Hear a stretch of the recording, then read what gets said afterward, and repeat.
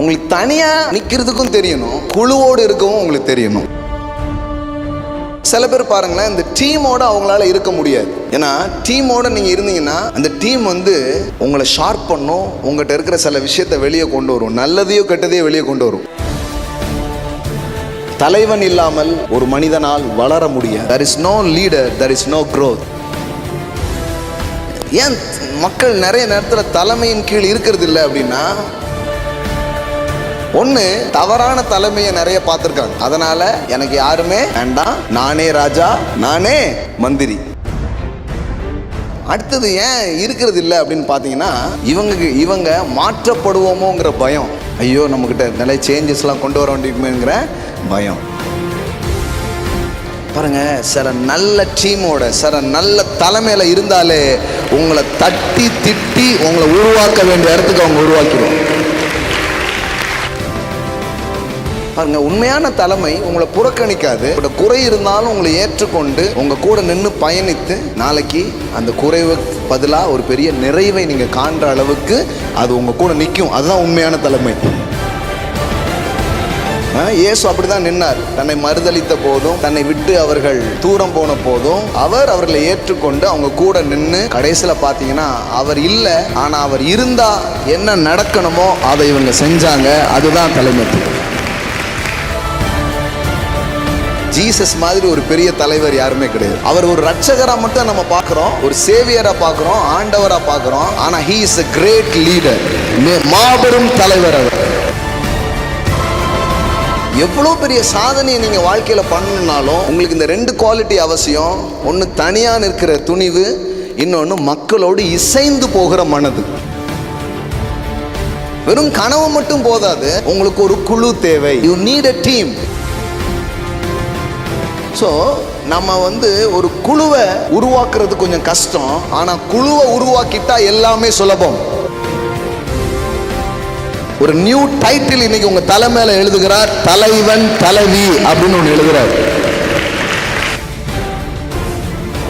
கடவுள் பாருங்க, ஒரு தனிநபரை தயார் செய்கிறதில்லை, ஒரு தலைவனை தயார் செய்கிறார்.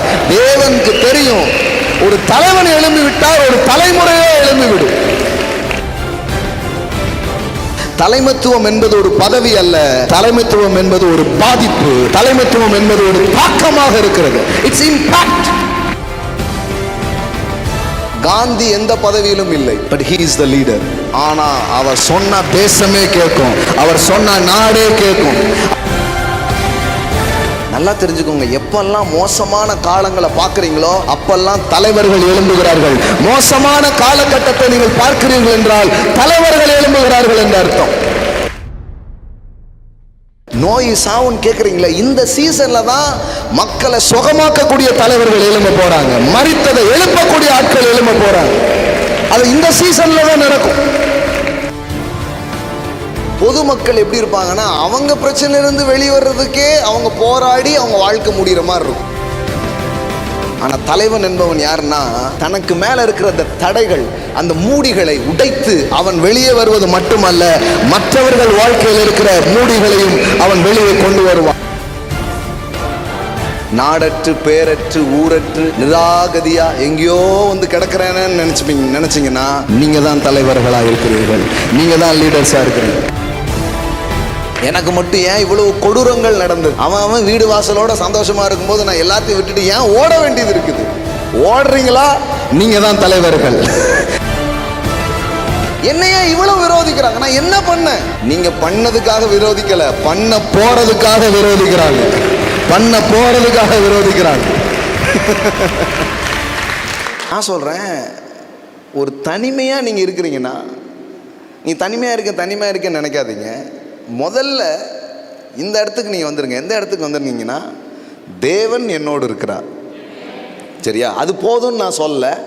ஆனால் அதை வைத்து கொண்டு நீங்கள் கொஞ்சம் மற்றவங்க வாழ்க்கையில் விதைக்க ஆரம்பிச்சிட்டிங்கன்னா, இப்போ எப்படி இது நடந்தது? நான் நின்றுக்கிட்டு ஒவ்வொரு நாளும் ஒரு அநாதை, நான் ஒரு ஆதரவற்றவன்னா இருக்கிற 4 பேர் ஓடிடுவோம். டேய், கண்டிப்பாக தான் நடக்கும்.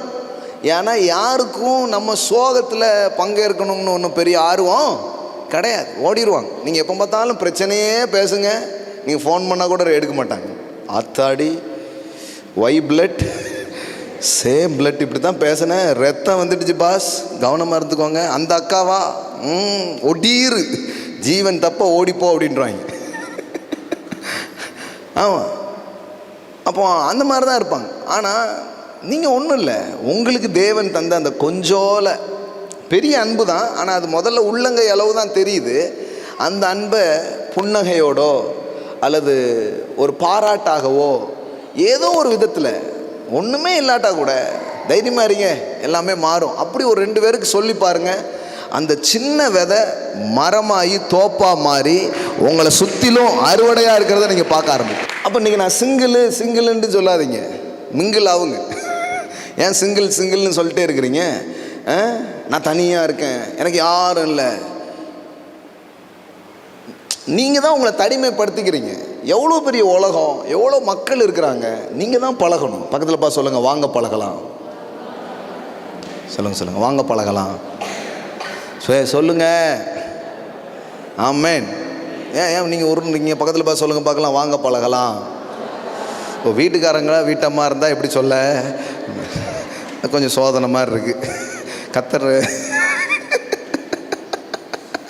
சிலர் இதெல்லாம் தெரிஞ்சே தனியாக உட்கார்றது. ஏதாவது சொல்லுவார், இந்த ஆளை பார்த்து நான் சொல்ல வேண்டியது இருக்கும். சொல்லுங்கள், வாங்க பழகலாம். பின்னாடி பார்த்து சொல்லுங்கள், வாங்க பழகலாம். ஆமேன். கிறிஸ்மஸுங்கிறதே என்னென்னா கடவுள் மனுஷனை பார்த்து, பா நம்ம பிரிஞ்சிருந்தது போதும், வா நம்ம பழகலாம் அப்படின்னு சொன்னார் பாருங்க. அதுதான் கிறிஸ்மஸ். நம்ம பழக்கம் ஏதேன் தோட்டத்தில் ஆரம்பிச்சது, முடிஞ்சு போச்சு.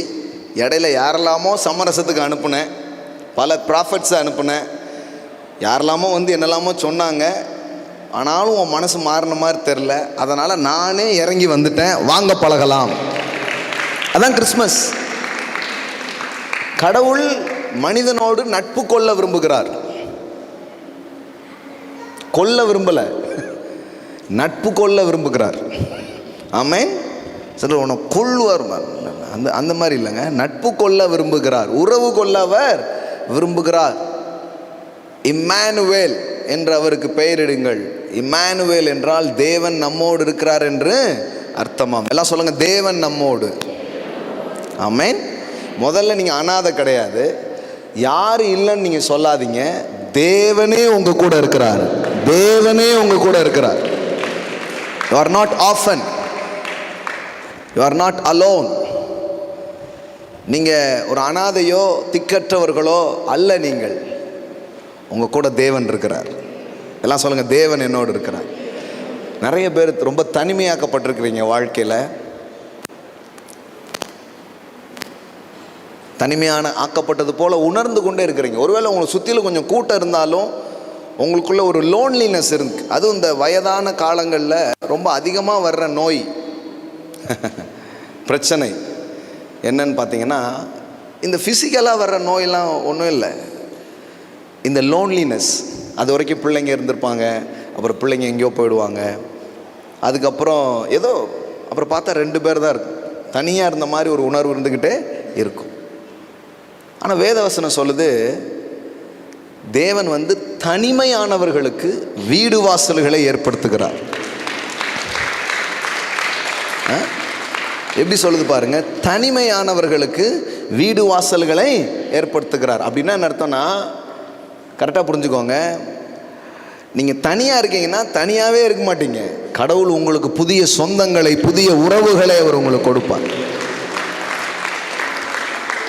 நீங்கள் தனியாக இருக்க வேண்டிய அவசியம் இல்லை. இங்கே பாருங்கள், தேவன் தனிமையானவர்களுக்கு வீடு வாசல் ஏற்படுத்தி, என்னப்பா எப்படி வருது பாருங்க, God makes a home for the lonely. He leads the prisoner into prosperity. Wow, எது வருது பாருங்க. இது நான் நோட் பண்ணிட்டுலாம் வரல, ஆனால் அதில் இருக்குது பாருங்களேன். எப்படி போட்டிருக்குது, He leads the prisoner into prosperity. அதாவது கட்டுண்டவர்களை விடுதலை ஆக்குகிறார் அப்படின்னு தான் தமிழில் இருக்குது. ஆனால் ஆம்பிளிஃபைடில் எப்படி வருது பாருங்க, கட்டுண்டவர்களை அவர் செழிப்பாக்குகிறார். ஆமென்.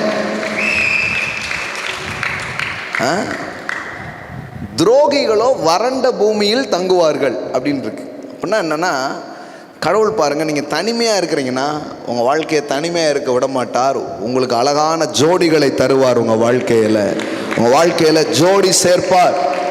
உங்களுக்கு ஜோடிகள் உண்டாகும். ஆமென். அது தெரியல, ஏன் ஜோடி மஞ்சக்குருவி தெரியல, ஆனால் உங்களுக்கு ஜோடி வரும்.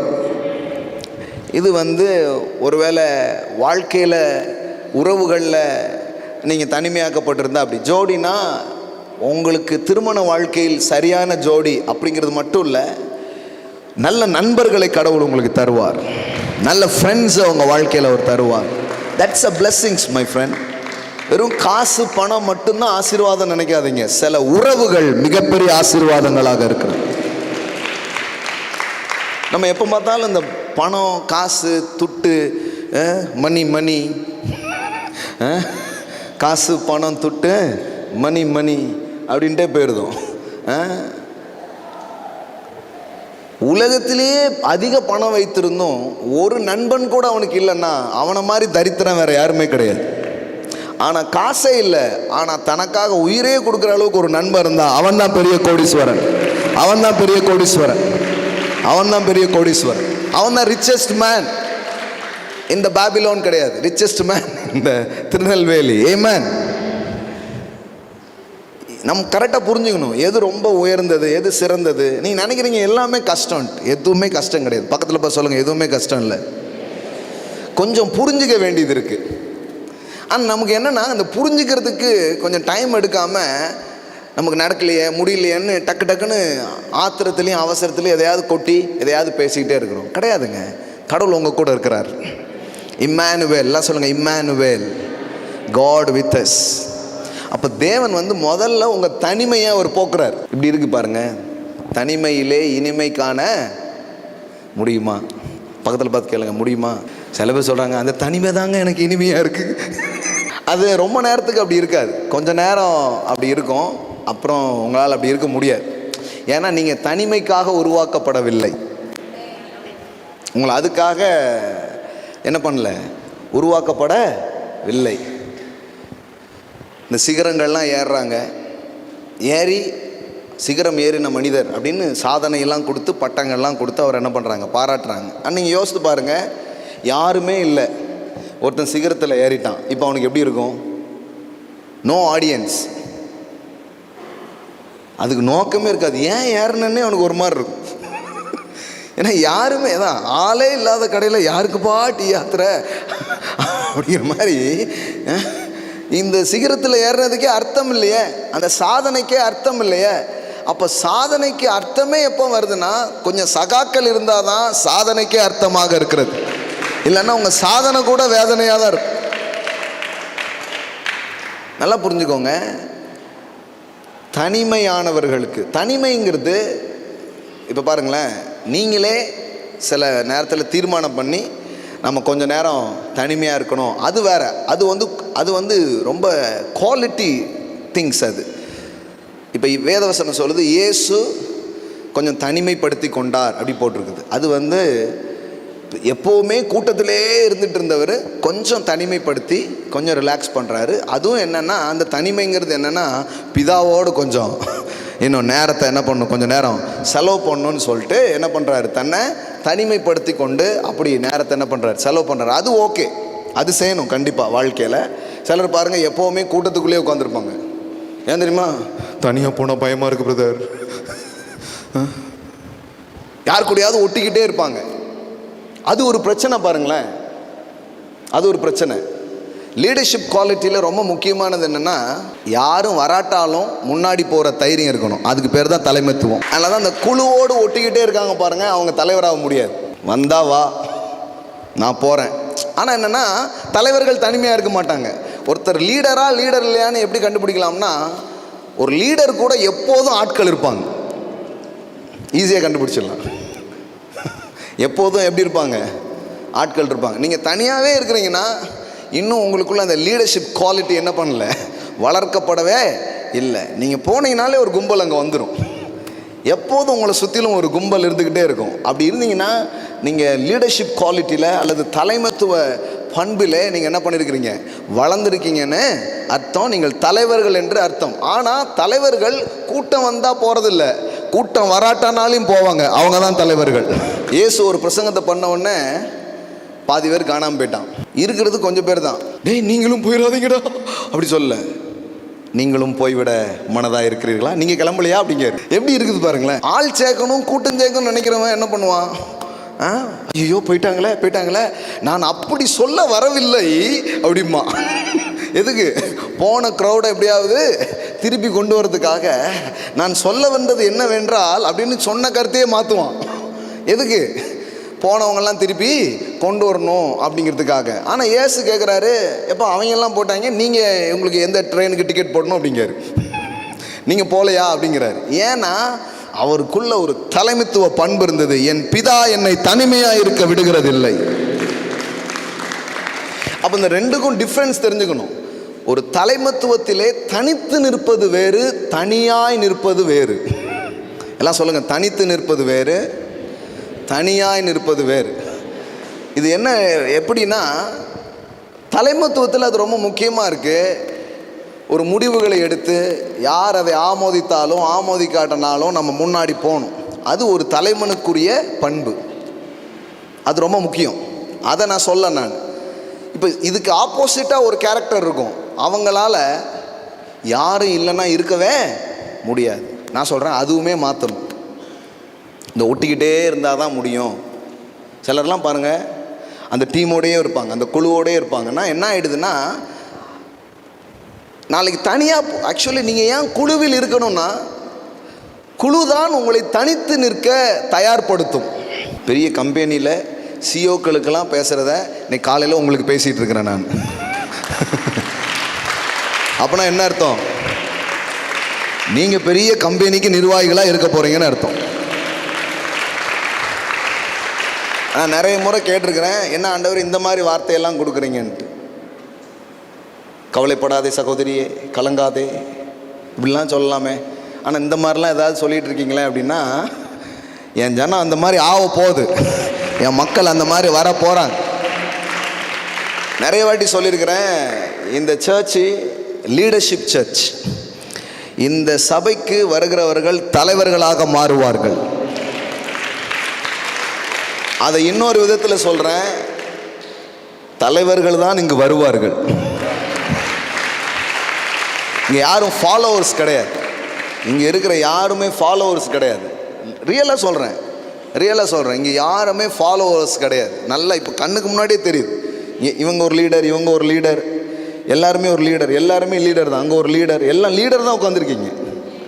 என் கண்ணுக்கு முன்னாடி தெரியுது, அழகா இப்போமே தெரியுது. சிலர் கொஞ்சம் தெரியாத மாதிரி இருக்குது, ஆனால் நீங்கள் லீடர் தான், நீங்கள் தலைவர்கள் தான்.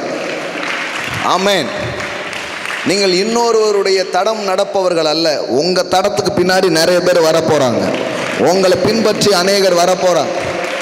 ஆமென். நீங்கள் ஒரு முன்னோடியாக இருப்பீங்க, அநேகருக்கு முன்னோடியாக நீங்கள் இருப்பீர்கள். அதுக்காகவும் கடவுள் அழைச்சிருக்கிறார். அது அதனால தான் சொல்லுவேன், எல்லாரும் இங்கே வர முடியாது, எல்லா மக்களும் இங்கே வரமாட்டாங்கன்னு ஏன் சொல்வேன்னா, அந்த லீடர்ஷிப் கெப்பாசிட்டி உள்ள மக்களை கடவுள் கொண்டு வந்து பாருங்கள். 10,000 பொதுமக்கள் இருப்பதற்கும் 100 தலைவர் இருப்பதற்கும் பெரிய வித்தியாசம் இருக்குது. ஆமென். பொதுஜனம் 10,000 பேர் இருக்கிறாங்க, அது வேற. ஆனால் 100 தலைவர்கள் இருந்தால் தேசத்தையே மாற்றி அமைக்க முடியும். ஆமென். ஆமாம். அதுக்காக எண்ணிக்கையிலையும் நாம் குறைவாக இருப்போம் நான் நம்பலை. எண்ணிக்கையிலையும் கூடுவோம், தரத்துலையும் கூடுவோம். ஆமென்.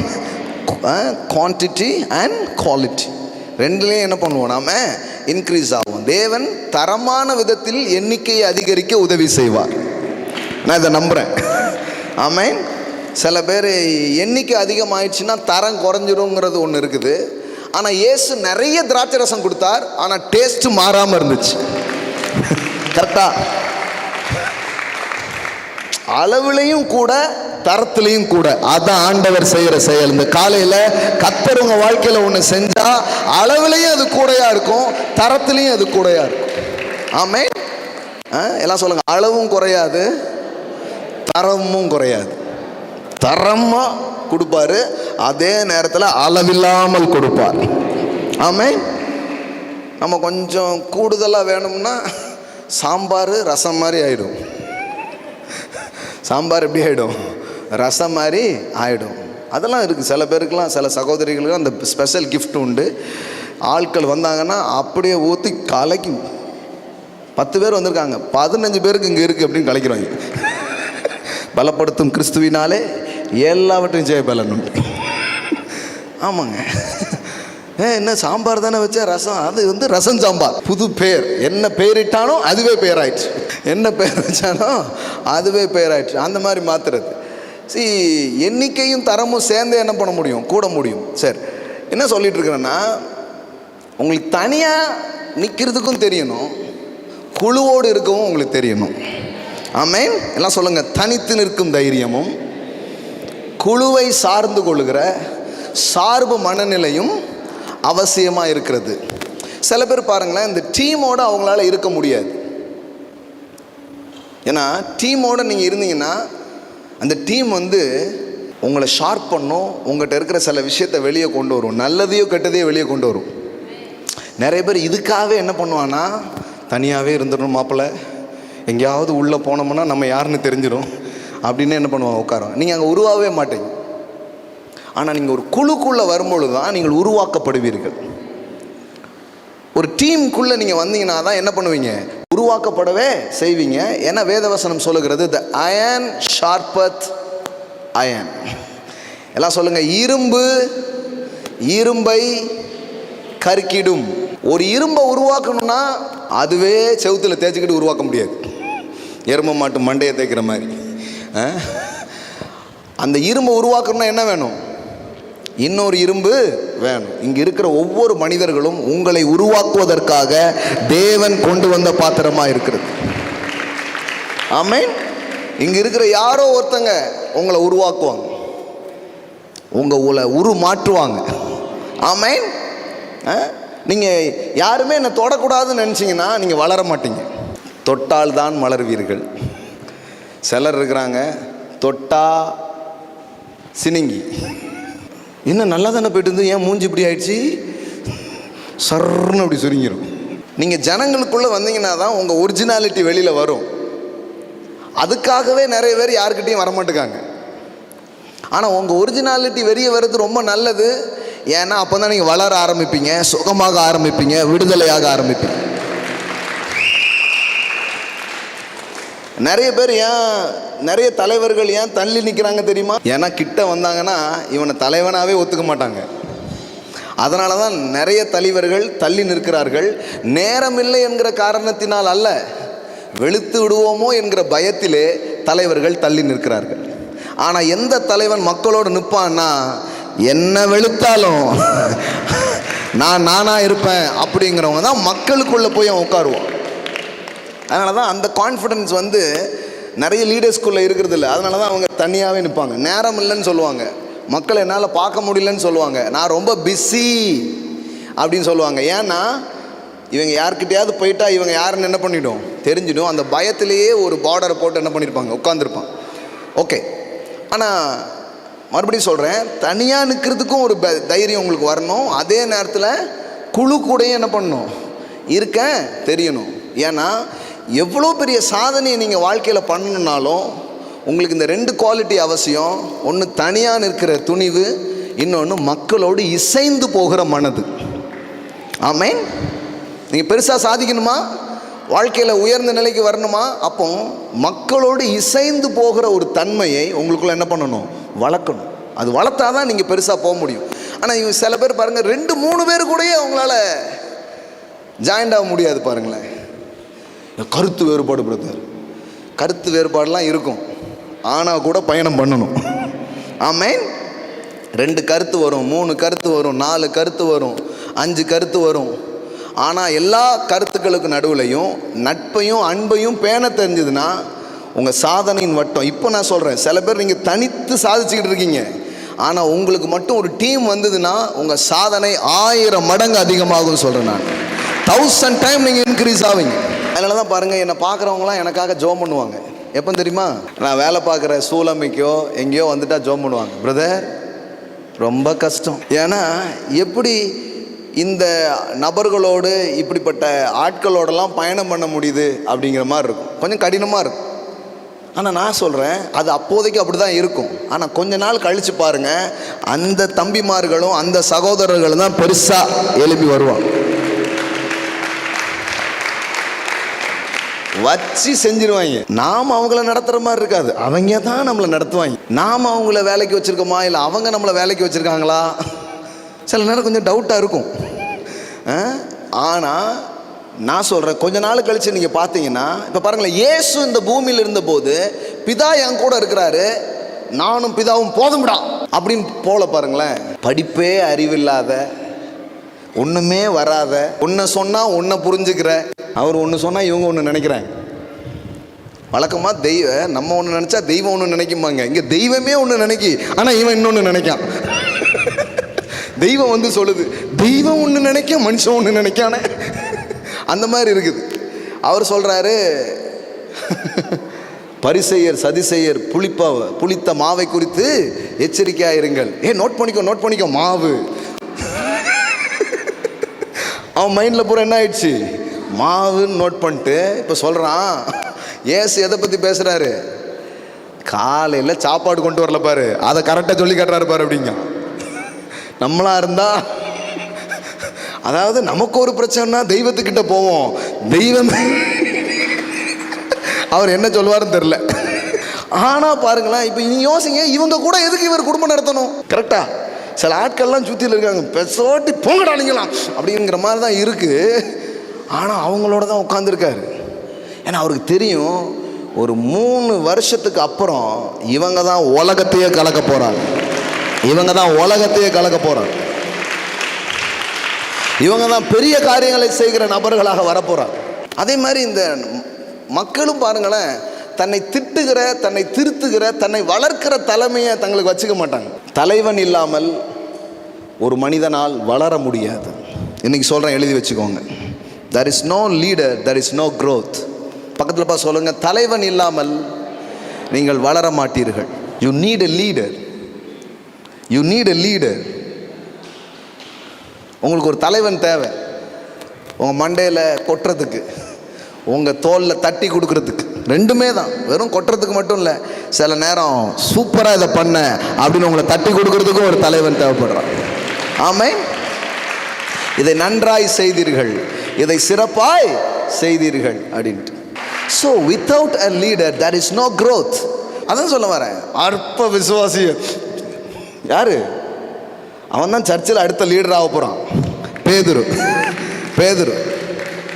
பிசாசு பிடிச்சவனு இப்போ தான் பரலோகத்திலேருந்து வெளிப்பாட்டை பேசிக்கிட்டு இருந்தான்.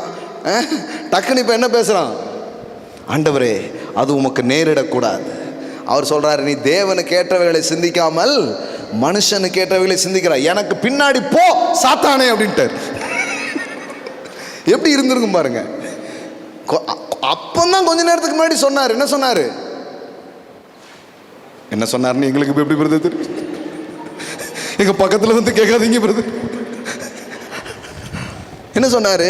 யோனாவின் குமாரனாகிய சீமோனே, நீ பாக்கியவான், you are blessed, நீ பாக்கியவான், மாம்சமும் இரத்தமும் இதை உனக்கு வெளிப்படுத்தவில்லை, பரலோகத்தில் இருக்கிற பிதாவை உனக்கு இதை வெளிப்படுத்தினார். பேதுருக்கு அப்படியே வா, தெரியுதாடா என் மதிப்பு உங்களுக்கு தெரியுதா? வா, பார்த்தீங்களா? அப்போ தான் எல்லாரும் பார்க்குறாங்க, நம்ம கூட இருந்தால் மாப்பிள்ள, இவனுக்கு மட்டும் எப்படி இது தெரிஞ்சது அப்படிங்கிற மாதிரியே சுற்றி பார்த்துட்டு இருக்காங்க. நம்ம கூட தானே படித்தான், இவனுக்கு மட்டும் எல்லாம் வருதுடா, மேலே இருந்து வருதுடா அப்படின்னு பாராட்டு செஷன் அப்போ தான் முடிஞ்சிருக்கு. அடுத்த செஷன் பார்த்தீங்கன்னா, சாத்தானே, எனக்கு தெரியும் இவன் செமத்தியா வாங்குமா மாப்பிள்ள. இப்போ எல்லாரும் பார்க்காங்க, எனக்கு தெரியுமே. அப்போ பாராட்டு வாங்கின, இப்போ என்ன வாங்குற? திட்டு வாங்குற. ஆனால் பாருங்க, தட்டி திட்டி உருவாக்கிட்டார். அதான் இப்ப சபையின் முதல் தலைவனே யாரு? சென்ட் பீட்டர், பரிசுத்த பேதுரு. அவர்தான் சபையின் முதல் தலைவன். ஆமென். பாருங்க, சில நல்ல டீமோட, சில நல்ல தலைமையில இருந்தாலே உங்களை தட்டி திட்டி உங்களை உருவாக்க வேண்டிய இடத்துக்கு அவங்க உருவாக்கிடுவோம். ஆமென். we need a leader. நமக்கு இந்த தலைமையின் ஏன் மக்கள் நிறைய நேரத்தில் தலைமையின் கீழ் இருக்கிறது இல்லை அப்படின்னா நிறைய காரணங்கள் இருக்குது. அதை மட்டுமே நான் பேசியிருக்கிறேன். நம்ம பழைய சீரீஸில் போய் பார்த்தீங்கன்னா மக்கள் ஏன் தலைமைத்துவத்திற்கு கீழ் இருக்கிறது இல்லை அப்படின்னே பேசியிருக்கிறேன் நான். ஒன்று, தவறான தலைமையை நிறைய பார்த்துருக்காங்க. அதனால் எனக்கு யாருமே வேண்டாம், நானே ராஜா, நானே மந்திரி, நானே ராஜா நானே மந்திரி, எனக்கு யாருமே வேண்டாம், ஒரு பயம் தேவையில்லை, நானே பார்த்துக்கிறேன், உங்களுக்கு ஒருவனும் போதிக்க வேண்டியதில்லை வசனம் இருக்கு. யார் போதிப்பா? ஆவியானவரே சொல்லுவார். டைரக்ட் கனெக்ஷன் தான், ஒருத்தன் தேவை கிடையாது. நீ அங்கேருந்து வாங்கி எனக்கு ஒன்றும் சொல்ல வேண்டாம், நான் அங்கேயே வாங்கிக்கிறேன் போ. சப் டீலர்லாம் தேவையில்லை, நாங்கள் மேனுஃபேக்சர்கிட்டே வாங்கிக்கிறோம் அப்படின்னு போகிறது. அதனால தான் அந்த மாதிரியான வசனங்கள்லாம் கொண்டு வந்தாங்க. இப்போ நான் சொல்லட்டுமா, உங்களுக்கு ஒருவனும் போதிக்க வேண்டியதில்லை, தேவனாலே நீங்கள் பெற்ற அபிஷேகம் உங்களுக்கு என்ன பண்ணும்? எல்லாத்தையும் போதிக்கும் அப்படிங்கிறதே ஒருத்தர் போதிக்க வேண்டியது இருக்கு. நீங்கள் யாரும் ஒன்றும் செய்யாதீங்க, கர்த்தர் உங்களுக்காக எல்லாம் செஞ்சு முடிச்சார் அப்படின்னு ஒருத்தர் வேலை செய்ய வேண்டியது இருக்கு, பிரசங்கம் பண்ண வேண்டியது இருக்கு. புரியல உங்களுக்கு இன்னும்? எத்தனை பேர் புரிஞ்சுது? அதாவது நம்ம என்ன நினைக்கிறோன்னா போதிக்கவே வேண்டியதில்லை அப்படின்னா, இல்லை போதிக்க வேண்டியதில்லை, நான் மட்டும் உனக்கு போதிக்கிறது மட்டும் இல்லைப்பா, உனக்குள்ள ஆவியானவரே இருந்து நிறைய போதிப்பாருங்கிறதையே ஒருத்தர் போதிக்க வேண்டியது இருக்குதுங்க. அது சொன்னாதான் எனக்கு அது தெரியுது, அதையே ஒருத்தர் சொல்லணும் எப்படி தெரியும்? அது சொன்னாதான் எனக்கு தெரிய ஆரம்பிக்கும். அடுத்தது ஏன் இருக்கிறது இல்லை அப்படின்னு பார்த்தீங்கன்னா, இவங்க மாற்றப்படுவோமோங்கிற பயம். ஐயோ நம்மக்கிட்ட நிறைய சேஞ்சஸ்லாம் கொண்டு வர வேண்டியங்கிற பயம். பாருங்கள், உண்மையான தலைமை உங்களை புறக்கணிக்காது, உங்கள்கிட்ட குறை இருந்தாலும் உங்களை ஏற்றுக்கொண்டு உங்கள் கூட நின்று பயணித்து நாளைக்கு அந்த குறைவுக்கு பதிலாக ஒரு பெரிய நிறைவை நீங்கள் காண்ற அளவுக்கு அது உங்கள் கூட நிற்கும். அதுதான் உண்மையான தலைமை. இயேசு அப்படி தான் நின்னார். தன்னை மறுதளித்த போதும், தன்னை விட்டு அவர்கள் தூரம் போன போதும் அவர் அவர்களை ஏற்றுக்கொண்டு அவங்க கூட நின்று கடைசியில் பார்த்தீங்கன்னா அவர் இல்லை, ஆனால் அவர் இருந்தால் என்ன நடக்கணுமோ அதை இவங்க செஞ்சாங்க. அதுதான் தலைமைத்துவம். உங்களுக்கு தெரியுமா, ஜீசஸ் மாதிரி ஒரு பெரிய தலைவர் யாருமே கிடையாது. அவர் ஒரு ரட்சகராக மட்டும் நம்ம பார்க்குறோம், ஒரு சேவியராக பார்க்குறோம், ஆண்டவராக பார்க்குறோம். ஆனால் he is a great leader, he is a great leader, மாபெரும் தலைவர் அவர். ஏன்னா ஒரு தலைவரே இல்லை, ஆனால் அந்த கம்பெனி 12 பேரை வைத்து துவக்கின அந்த கம்பெனி இன்னைக்கும் உலகத்தில் வெற்றிகரமாக இயங்கி கொண்டிருக்கிறதுன்னு சொன்னால் அவர் எப்பேற்பட்ட தாக்கத்தை ஏற்படுத்தி போயிட்டிருக்கிறார். மேனேஜ்மெண்ட் வியூவில் நீங்கள் பார்த்தீங்கன்னா இயேசு மாதிரி ஒரு பெரிய லீடர் யாருமே கிடையாது. தலைவர்கள் தான் தலைவர்களை உருவாக்க முடியும். ஒன்று, தனியாக நிற்கிறதுக்கு ஒரு துணிவு உங்களுக்கு வேணும். அடுத்தது, குழுவோடு இசைந்து போகிற தன்மை உங்களுக்கு வேணும். அதனால தான் பாருங்கள், டீம் ஒர்க். எல்லாம் சொல்லுங்கள் டீம் ஒர்க், சொல்லுங்கள் டீம் ஒர்க். இதுக்கெல்லாம் நமக்கு டைமே இல்லை பாருங்களேன். ஏதாவது நம்ம செய்யணும், சேர்ந்து செய்ய வைங்க ஒரு 4 பேரை, அப்போ தான் அங்கே பிரச்சனையே வரும். அவனே சொல்லுவான், எனக்கு தனித்தனியாக கொடுத்துருங்க, எனக்கு ஒன்றும் மொத்தமாக வேணாம் அப்படிமா. மொத்தமாக வேணாம். ஆனால் மொத்தமாக செய்ய வைக்கும்போது சில எரர் கண்டிப்பாக வரும். ஆனால் வர்றதை மாற்றுறதுல தான் வெற்றியே அடங்கியிருக்கு. அதை சேஞ்ச் பண்ணுறதுலாம் என்ன அடங்கியிருக்குது? வெற்றியே அடங்கியிருக்கு. உங்கள் பொறுமை, உங்கள் அன்பு சில நேரம் எப்போ தெரியும்னா, ஒரு மாமியார் இருக்கிறாங்க, அவங்க பொறுமை அன்புங்கிறது எப்போ தெரியும்னா, மருமகள்னு ஒரு கேரக்டர் உள்ள என்ட்ரான பிறகு தான் உண்மையிலே நீங்கள் யார் என்பது வெளியிலே தெரிய வரும்.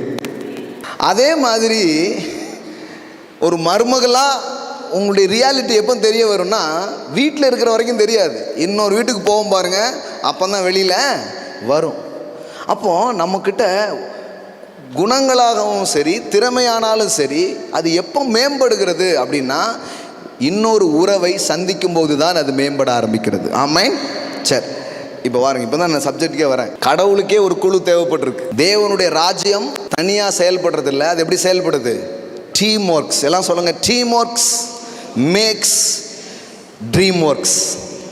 சொல்லுங்க, team works makes dream works.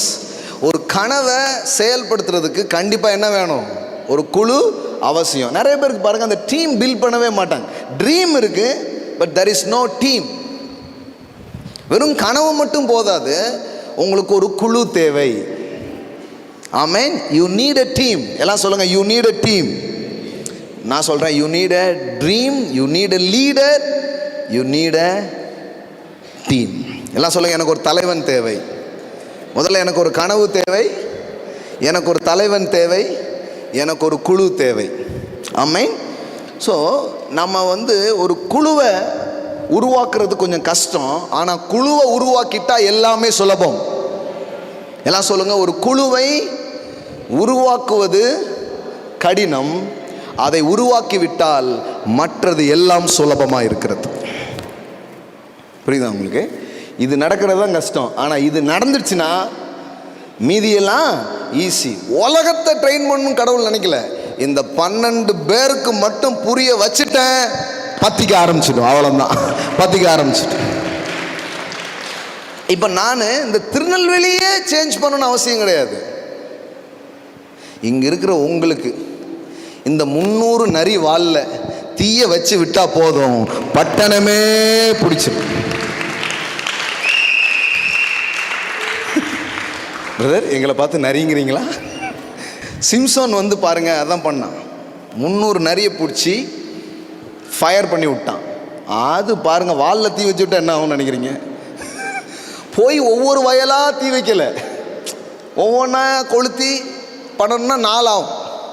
அதை தான் இப்போ நானும் பண்ணுறேன். இருந்த இடத்துலையே அடிக்க வேண்டிய இடத்துல அடித்து பற்ற வச்சுட்டாலே போதும், பட்டணமெங்கும் பிடிச்சிடும். நான் இங்கே இருக்கிற கூட்டத்தை எப்படி பார்க்குறேன்னா, சும்மா இல்லை, இந்த பட்டணத்தையே இம்பேக்ட் பண்ணக்கூடிய ஆட்கள் நீங்கள் தான். இந்த சிட்டியை இம்பேக்ட் பண்ணக்கூடிய எல்லா பொட்டென்ஷியலும் எல்லா ஆற்றலையும் கடவுள் உங்களுக்குள்ளாக வைத்திருக்கிறார். இந்த பட்டணத்தையே இம்பேக்ட் பண்ணுகிற அளவிற்கு, இந்த பட்டணத்தையே தாக்கம் விளைவிக்கிற அளவிற்கு தேவன் உங்களுக்குள்ளே அந்த பொட்டென்ஷியல் அவர் வச்சிருக்கிறார். ஆமென். இன்னைக்கு நான் ஒரு புது பரிமாணத்தை சொல்கிறேன். உங்களை ஒரு தலைவனாக பாருங்கள், ஒரு தலைவியாக பாருங்கள். ஒரு நியூ டைட்டில் இன்னைக்கு உங்க தலை மேல எழுதுகிறார், தலைவன் தலைவி அப்படின்னு ஒன்று எழுதுறார். நீ தொண்டன் அல்ல, நீ வெறும் பின்பற்றுகிறவன் அல்ல, நீ ஒரு தலைவன், நீ ஒரு தலைவி. ஆமென். நீங்க சொல்லலாம், நான் எங்க நானே தனியா இருக்கனே. ஒருவனாய் இருக்கையில் அவனை அழைத்து ஜாதிகளுக்கு தகப்பனாக்கின தேவன் இன்றைக்கு உங்க வாழ்க்கையில் அப்படிப்பட்ட ஒரு அபிஷேகத்தை, அப்படிப்பட்ட ஒரு கிருபையை, அப்படிப்பட்ட ஒரு பலனை அவர் இன்னைக்கு கொடுக்க விரும்புகிறார். ஆமென். The leadership anointing, the team building anointing, the anointing to dream something. இது ஒரு கிரேஸ் பாருங்க, இது ஒரு அனாயிண்டிங் பாருங்களேன். ஒரு பெரிய கூட்டம் சத்தம் போடாத அமைதலா இருன்னா சத்தம் வந்துக்கிட்டே இருக்கு. ஆனால் நீங்கள் நல்லா கவனிச்சு பாருங்க, பால் எழும்பி நின்று அப்படின்னா சைலண்ட் ஆயிடுச்சு. ஒரு தலைவன் எழும்பினால் அமைதி உருவானுன்னா அமைதி உருவாகும், அமைதி உருவான்னா அமைதி உருவாகும். ஏசு அதானே பண்ணாரு. அமைதலாருன்னா காற்று புயல் எல்லாம் அமைதலாகுது. ஆளுகை செய்கிற ஒரு பலன், ரூல் பண்ணக்கூடிய ஒரு கெப்பாசிட்டி. இப்போ கவனிச்சு பார்த்தீங்கன்னா பவுல் அதை யூஸ் பண்ணுறாரு. அவன் கை அமர்த்தினான், கூட்டத்தில் மிகுந்த அமைதல் உண்டாயிற்று. ஆமென். நான் என்னமோ சொல்ல நீ காலையில் நான் விரும்புகிறேன், தேவ ஆவியானவர் எதையோ உங்களுக்குள்ளே இன்னைக்கு போட விரும்புகிறார். உங்களுக்குள்ளே இருந்து ஒரு தலைமத்துவ தன்மையை இன்னைக்கு காலையில் அவர் மெருகேற்ற அவர் விரும்புகிறார். ஒரு தலைவனுக்குரிய அபிஷேகத்தால் உங்க வாழ்க்கையை அவர் நிரப்ப அவர் விரும்புகிறார்.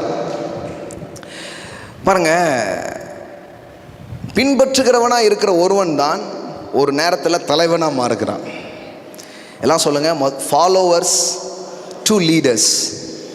முதல்ல ஃபாலோவர்ஸாக இருக்கணும். ஃபாலோவர்ஸ் தான் யாரா மாறுறாங்க? தலைவர்களா மாறுறாங்க. அதான் தலைமத்துவ அபிஷேகம். யார் சொன்னாலும் கேட்க மாட்டாங்க, ஆனால் நீங்கள் எழுந்து நின்று சொன்னீங்கன்னா கேட்காதவங்க கூட கேட்பான், நம்பாதவங்க கூட நம்புவான், ஏற்றுக்கொள்ளாதவங்க கூட ஏற்றுக்கொள்வான். That is a leadership capacity.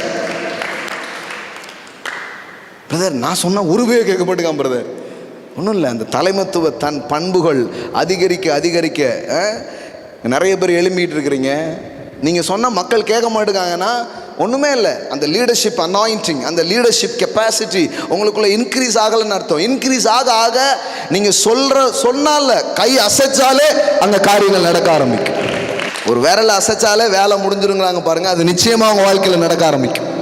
ஆமென்.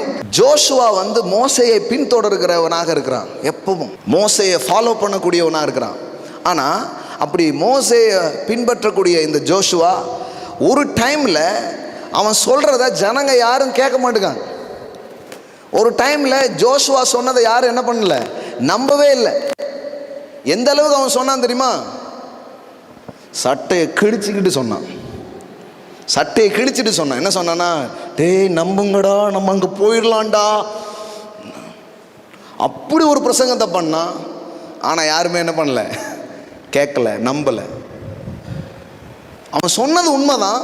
ஆனால் அவனுக்குள்ள இருந்த அந்த தலைமத்துவ பண்புகள் வெளிப்படாத போது அவன் என்னதான் சொன்னாலும் யாரும் அங்கே என்ன பண்ண மாட்டேங்காங்க, நம்பவே மாட்டுக்காங்க, யாரும் ஏற்றுக்கவே மாட்டுக்காங்க. அந்த மாதிரி ஒரு ஒரு ஒரு சீசனுக்குள்ள, ஒரு டைமுக்குள்ள அவன் இருக்கிறான். அங்கே பாருங்க, தேசத்தை சுற்றி பார்த்தவர்கள் நூனின் குமாரனாகிய ஜோசுவாவும் எபினேயின் குமாரனாகிய காலேப்பும் தங்கள் வஸ்திரங்களை கிழித்து கொண்டு இஸ்ரவேல் புத்திரரின் சமஸ்த சபையை நோக்கி, நாங்கள் போய் சுற்றி பார்த்து சோதித்த தேசம் மகா நல்ல தேசம். பிரசங்கம் எப்படி பண்ணியிருக்காங்க பாருங்க.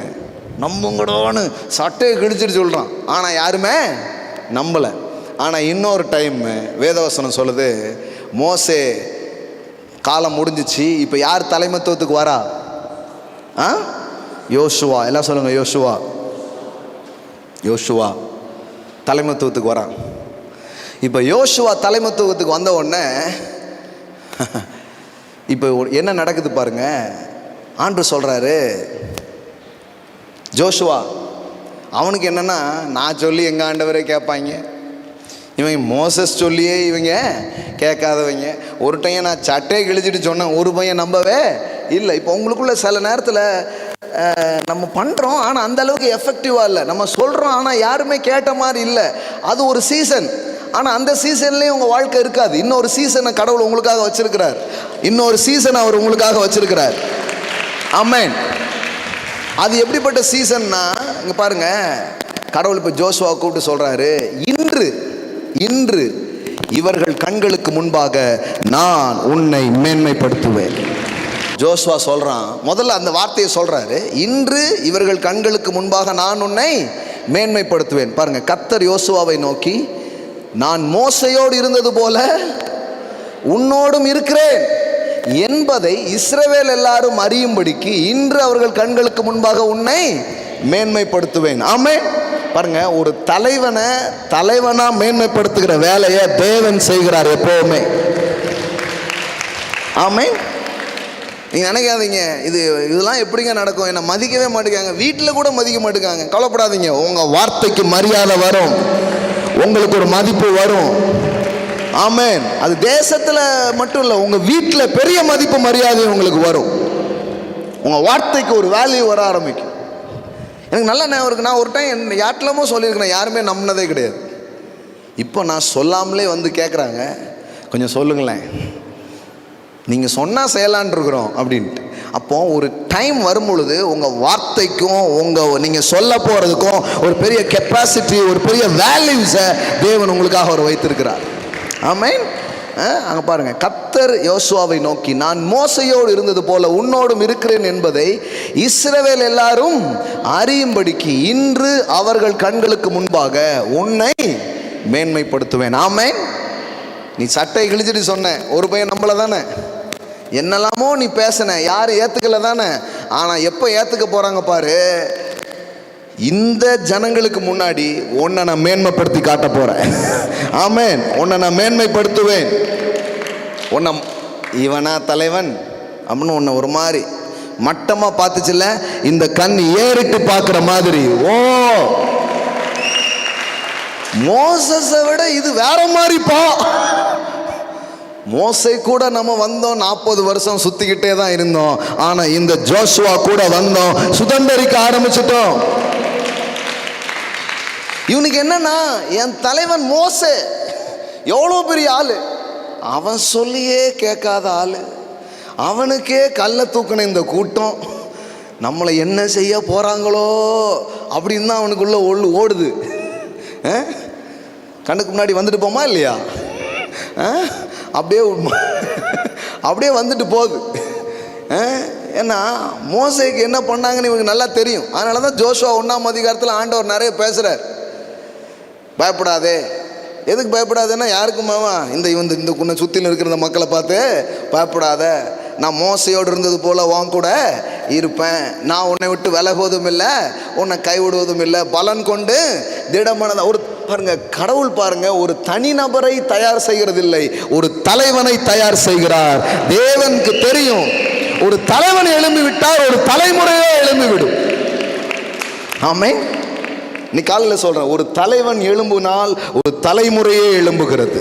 ஒரு தலைவன் எழும்பினால் ஒரு தலைமுறையே எழும்புகிறது. அதனாலதான் பாருங்க, ஒரு சாதாரண ஆள் வர்றதுக்கும் ஒரு தலைவன் எழும்புவதற்கும் பெரிய வித்தியாசம் இருக்குது. பாருங்களேன், நடந்த எல்லா மாற்றங்களுக்கு பின்னாடியும் வரலாற்றில் ஒன்றை தான் நீங்கள் கவனிக்க முடியும். ஒரு தலைவன்,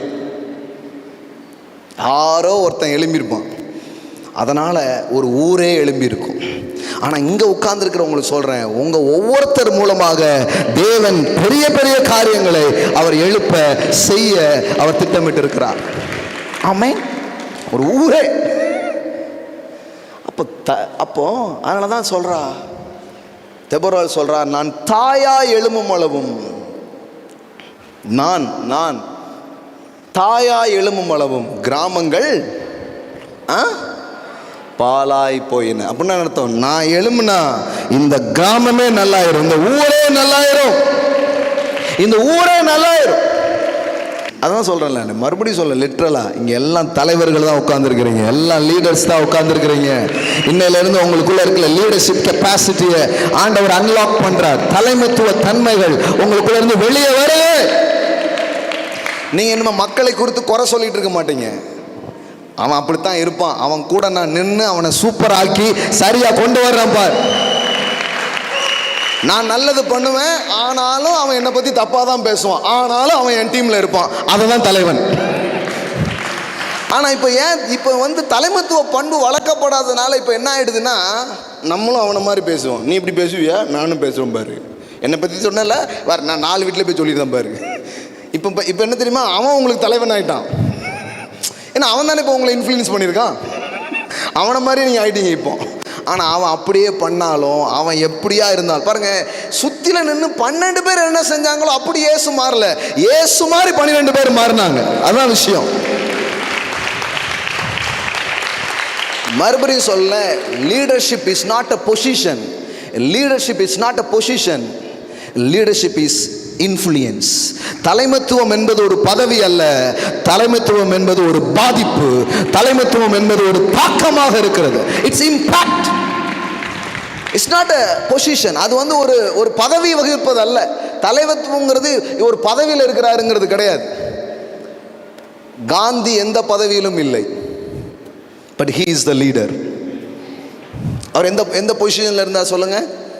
எந்த பதவியில் இருந்தார்? எந்த பதவியும் இல்லை. ஆனா அவர் சொன்ன தேசமே கேட்கும், அவர் சொன்ன நாடே கேட்கும், அவர் சொன்ன எல்லாரும் கேட்பாங்க. லீடர்ஷிப். அப்போ அது ஒரு பதவி கிடையாது. இங்க எல்லாருமே பதவியை நோக்கி போறோம். நேற்றை கூட ஒரு அரசியல் அமைப்பிலிருந்து என்னை பார்த்தாங்க. வந்தோடனே சால்வெல்லாம் போட்டு போட்டாலாம் எடுத்து நல்ல ஆட்கள்லாம், நீங்கள் எங்கள் கட்சியில் ஒரு முக்கியமான பதவியை உங்களுக்கு கொடுக்கலான் இருக்கோம், நீங்கள் அதை எடுக்கணும் அப்படின்னு சொன்னாங்க. நான் சொன்னேன், தலைமைத்துவம் என்பது ஒரு பதவி அல்ல, அது ஜனங்களுக்குள் நாம் ஏற்படுத்தும் பாதிப்பாக இருக்கிறது. It's real impact. It's influence. It's not a position, it's influence. உப்பு உப்புன்னு சொல்லாது, அது எங்க இருந்தாலும் அதனோட இம்பாக்ட் வெளிப்பட்டுக்கிட்டே இருக்கும். இம்பாக்ட் வெளிப்பட்டுக்கிட்டே இருக்கும். ஒளி தான் ஒளின்னு சொல்லாது, அது எங்க இருந்தாலும் அந்த வெளிச்சம் வீசிக்கிட்டே இருக்கும். அதுதான் தலைமைத்துவமாக இருக்கிறது. அதுக்கு பேர் தான் லீடர்ஷிப். ஆமென். ஓ, இன்னைக்கு காலையில், இந்த காலை ஒரு விசேஷமான காலை என்று நான் நம்புகிறேன். தேவன் உங்களுக்குள்ள இருந்து நிறைய வரங்களை, அநேக கிருபைகளை, அநேக ஆற்றல்களை இந்த காலை வேளையில அன்லாக் பண்ணுகிறார். God unlock your potentials of leadership capacity. Hallelujah. Mako la bara shekla mako rebo ho satere nemene. ஏன்னா கடவுளுக்கு தெரியும், ஒரு விசுவாசி ஒரு ஆள் எழும்புனா ஓகே, அது ஒரு லெவல். ஆனால் ஒரு தலைவன் எழும்பினா 1000 விசுவாசி எழுப்பிடுவாங்க. 1000 பிலீவர்ஸை எழுப்பக்கூடியவனாக இருப்பான். ஆமென். நீ காலையில் சொல்றேன், சின்னவன் 1000ம் சிறியவன் பலத்த ஜாதியுமாவான். கர்த்தராகிய நான் இதை ஏற்ற காலங்களில் தீவிரமாய் நடப்பிப்பேன். நீங்க அப்படி பாருங்க, உங்களை சுற்றில இருக்கிற மக்களை ஏற்றுக்கொள்ளுங்க, அவங்கள மன்னிங்க, அவங்க பலவீனத்தில் கூட நில்லுங்க. அவங்க அப்படிதான் இருப்பாங்க.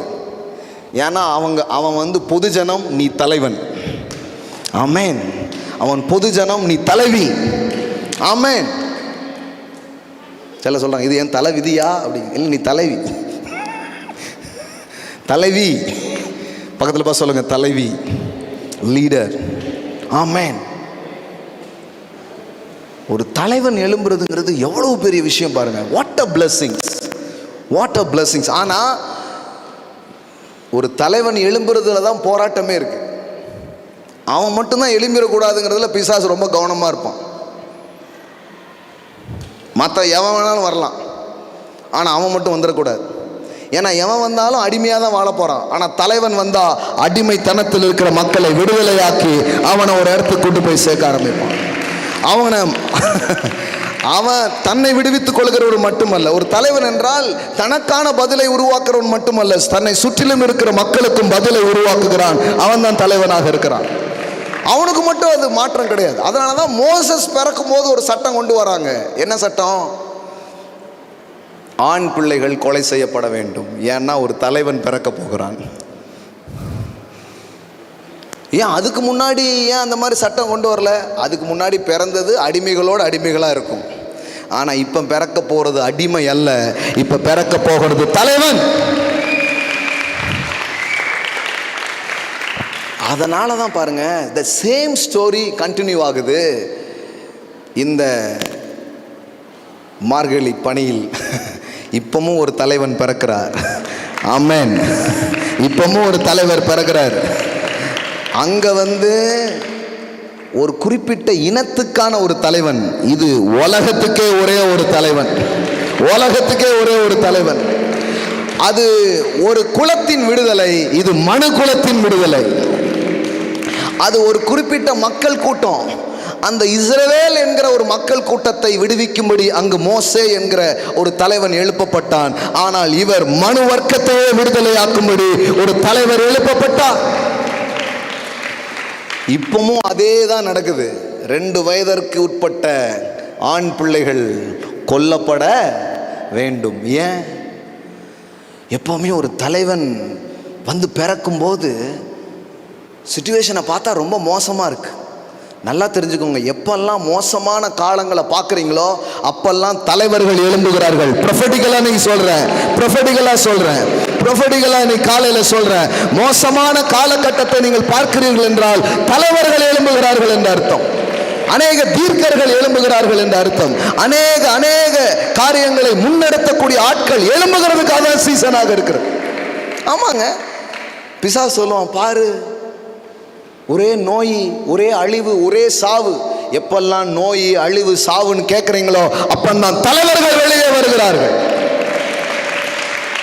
நான் சொல்றேன், இந்த மாதிரி நான் சொல்றேன், இந்த லீடர்ஸ் மட்டும் இல்லை, நோய் சாவுன்னு கேட்குறீங்களே, இந்த சீசன்ல தான் மக்களை சுகமாக்கக்கூடிய தலைவர்கள் எழும்ப போறாங்க. மரித்ததை எழுப்பக்கூடிய ஆட்கள் எழும்ப போறாங்க. அது இந்த சீசன்ல தான் நடக்கும். மிகப்பெரிய வரலாற்று ஆசிரியர் அவர் சொல்றாரு, அவர்கிட்ட போய் கேட்குறாங்க, இந்த வரலாற்றில் இத்தனை வருஷம் வரலாற்றை ஆராய்ஞ்சு படிச்சிங்க, இத்தனை வருஷம் வரலாற்றில் பல்வேறு சம்பவங்களை நீங்கள் கண்டறிஞ்சிங்க, நீங்கள் மொத்த வரலாறை பார்த்ததுலேருந்து ஒரே ஒரு தகவல் மட்டும் எங்களுக்கு சொல்லுங்கள் அப்படிங்கிறாங்க. அதுக்கு அந்த வரலாற்று ஆசிரியர் சொல்கிறாரு,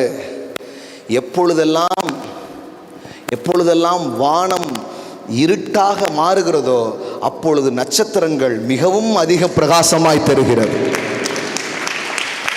எதெல்லாம் இருண்ட காலம் என்று சொல்லுகிறோமோ, எதெல்லாம் மரண ஓலம் என்று சொல்லுகிறோமோ, அங்குதான் ஒரு தலைவன் பிறக்கிறான், அங்கதான் ஒரு புதிய கண்டுபிடிப்பு நடக்கிறது, அங்கதான் ஒரு ஆள் எழுப்பப்படுகிறார், அங்கதான் சரித்திரத்தை மாற்றக்கூடிய சில ஆட்களை தேவன் கொண்டு வருகிறார். ஆமென். ஸோ மோசமான காலகட்டத்தை நீங்க பாக்குறீங்கன்னா நல்லா தெரிஞ்சுக்கோங்க, நல்ல தலைவர்கள் பிறக்கிற ஒரு நேரமாய் அது இருக்கிறது. ஒன்றும் இல்லை, கொஞ்சம் அப்படி வரலாற்றுக்கு பின்னாடி போய் பாருங்க, நம்ம இந்திய வரலாறு கொஞ்சம் பாருங்க. அன்னைக்கு அவ்வளவு லீடர்ஸ் எப்படி வந்தாங்க? ஏன்னா ஒரு வெள்ளைக்காரன் நாட்டை அடிமைப்படுத்தி கொண்டிருந்த நேரம், மோசமான காலகட்டம். பிறக்கிறவெல்லாம் தலைவராக இருந்தான், வளர ஒவ்வொருத்தரும் தலைவராக இருந்தாங்க. இன்னைக்கு பாட புஸ்தகத்தில் தான் பார்க்க வேண்டியது இருக்கு. அன்னைக்கு எல்லாருமே ஊருக்கு கூட்டங்களுக்கு எல்லாருமே, ஏன் தெரியுமா? அந்த நசுக்கப்படுகிற நேரம், நெருக்கப்படுகிற நேரம், தலைவர்கள் எழும்புகிற ஒரு நேரமாய் அது இருக்கிறது. அதனால பாருங்க, அந்த டைம்ல அவ்வளோ லீடர்ஸ் வந்தாங்க. இப்பெல்லாம் அவங்கெல்லாம் இருந்தாங்கன்னு படிக்கிறோம். நெல்சன் மண்டேலா எல்லாம் பாருங்க மோசமான காலகட்டத்தில் தான் வராங்க.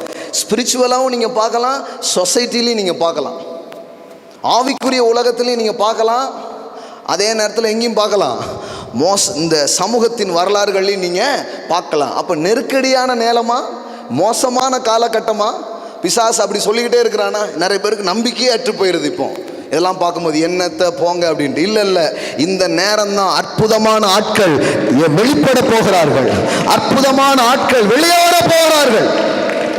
எங்கேயோ இருந்து யாரோ நடக்க போது நினைக்காதீங்க. உங்களுக்குள் இருக்கிற ஒரு தலைவனை அவர் வெளியே கொண்டு வருவார். உங்களுக்குள்ள இருந்து சில அற்புதமான நபரை அவர் வெளியே கொண்டு வருவார்.